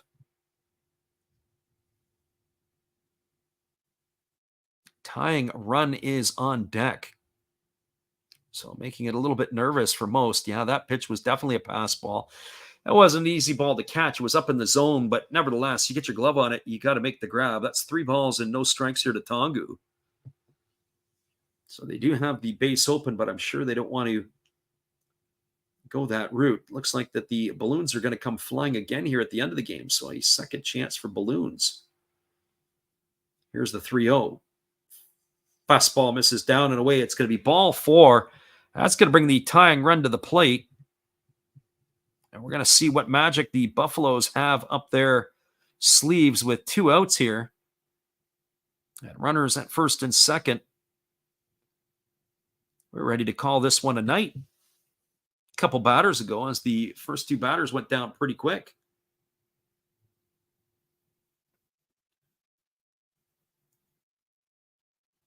So the runner at second is Mune. The runner at first is Tongu. The 2 Munes are on the base paths.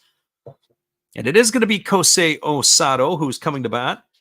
So he's batting .208 on the season. No homers and 2 RBIs. They maybe burned their pinch hitters too quickly, too soon. First pitch to Osato is taken for a called strike, and the count is 0-1. Does not look like a player who would have a lot of power in the bat. But the one who does is on deck, and that's Yataro Sugimoto. He is waiting his turn. And definitely, you don't want to get to him in this part of the game because he could turn one around with one swing of the bat. Here comes the 1-strike pitch. Fastball swung on, lined up the middle into center field for a base hit. Here's Shuto coming up. The throw to the plate is going to come right on through, but they're going to hold Mune at third. It is going to load the bases, and Yataro Sugimoto, the go-ahead run, is coming to the plate. What do you know? All of a sudden, it looked like this game was in the bag. We were ready to do the post-game report. But a single by Mune, a walk to Tongu, and a single by Osato has now put the go-ahead run to the plate in Yataro Sugimoto. And Sugimoto is 0 for 1 tonight. He struck out looking his first time up, and now we've got a conference of Hawks on the mound. The pitching coach has come out to have a few words with his reliever, Matsumoto.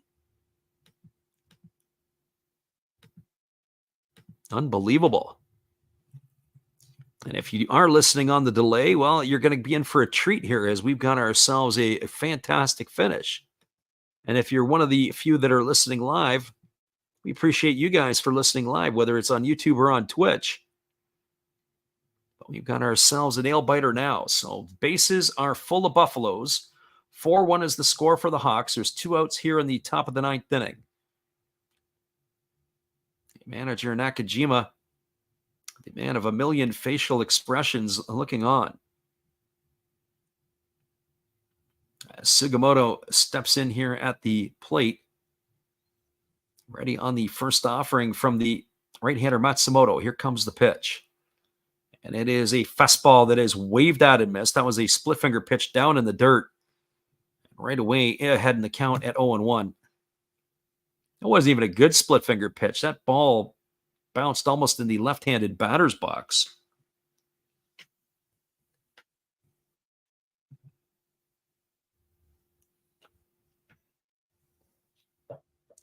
So no balls and 1 strike as the right-handed hitting Sugimoto waits here on the offering as the right-hander ready to deliver again. And here comes the pitch. It is a fastball that misses down, and the count now goes to 1-1. So 1 ball and 1 strike. There's nowhere to put him. They got to pitch to him. Sugimoto here batting with 2 gone and a 1-1 count.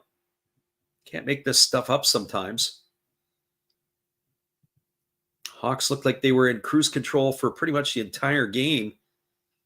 As the pitch is on the way, it's a fastball that misses down and away, and the count now goes to 2-1. So 2 balls and 1 strike to Yataro Sugimoto.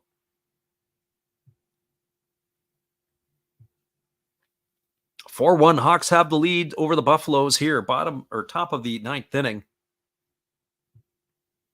I'm a little ahead of ourselves here as we're showing it as the bottom. It's actually the top. So here comes the offering to Sugimoto. It's a fastball that misses down. Count now goes to 3-1. Just throw a strike. See what he can do here.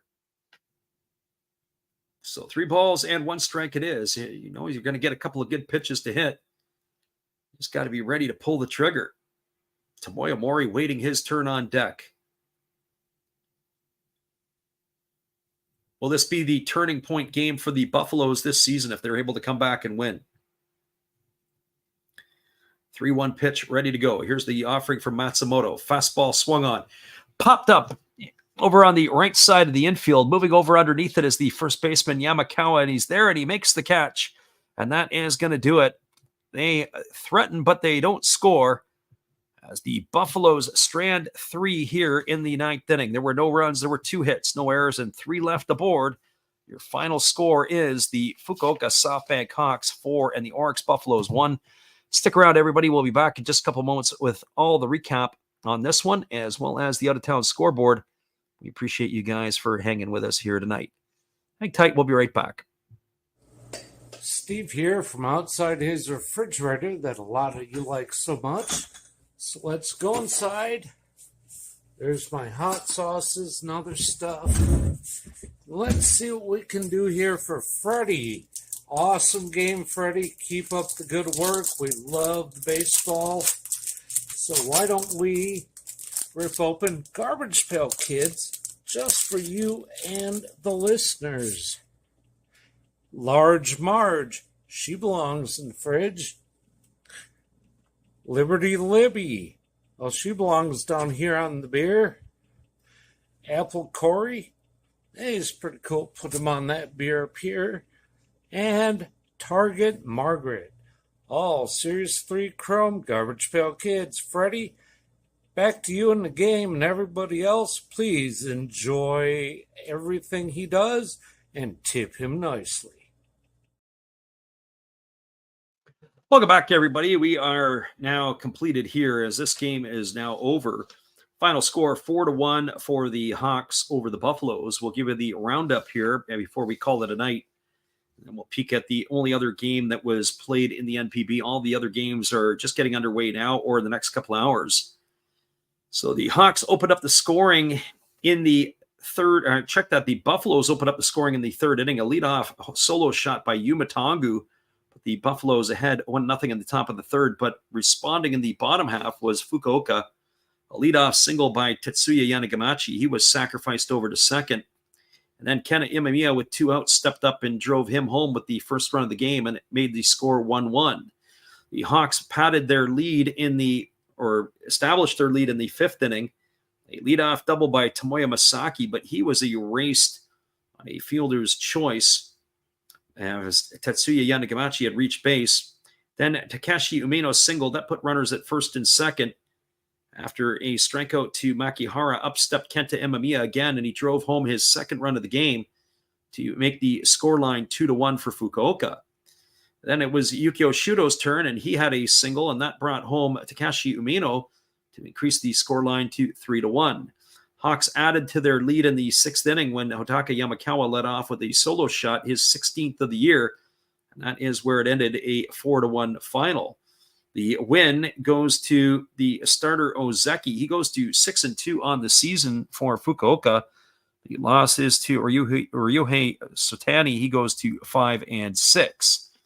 The other game that was on the slate tonight that ended early, also in the Pacific League, that was between the Hokkaido Nippon-Ham Fighters and the Saitama Seibu Lions. That game was a final, ended 9-0 for the Fighters. They jumped the Lions for 2 runs in the first, 7 in the second, and that was all she wrote. 9 runs, 13 hits, no errors for the Fighters. No runs, 2 hits, no errors for the Lions. Sosuke Genda is the only one who showed up offensively. He had both the hits for the Lions in that one tonight. And that was where that one finished. Games that are coming up just underway in the top of the first at the Rakuten Mobile Stadium in Tohoku. It is the Marines and the Golden Eagles. Later tonight, it'll be the Dragons and the Tigers at the Koshin. Not many games left at the Koshin before they take their 3-week break. Giants and the Bay Stars go at it in Yokohama, and the Carp go at it against the Swallows at the Jingu Stadium. That game is in Tokyo. Both of those games start in just almost a couple hours' time. All right, everybody. Once again, we appreciate you guys for listening in on the Last Drafts Baseball YouTube channel. We hope you all have a great night. We will catch back up to you again later in the next little bit. Probably do a game tomorrow morning, Major League Baseball, so come join us. We'll sort that out here in the next little bit and get that one posted. Have a great night, everybody. We'll see you tomorrow.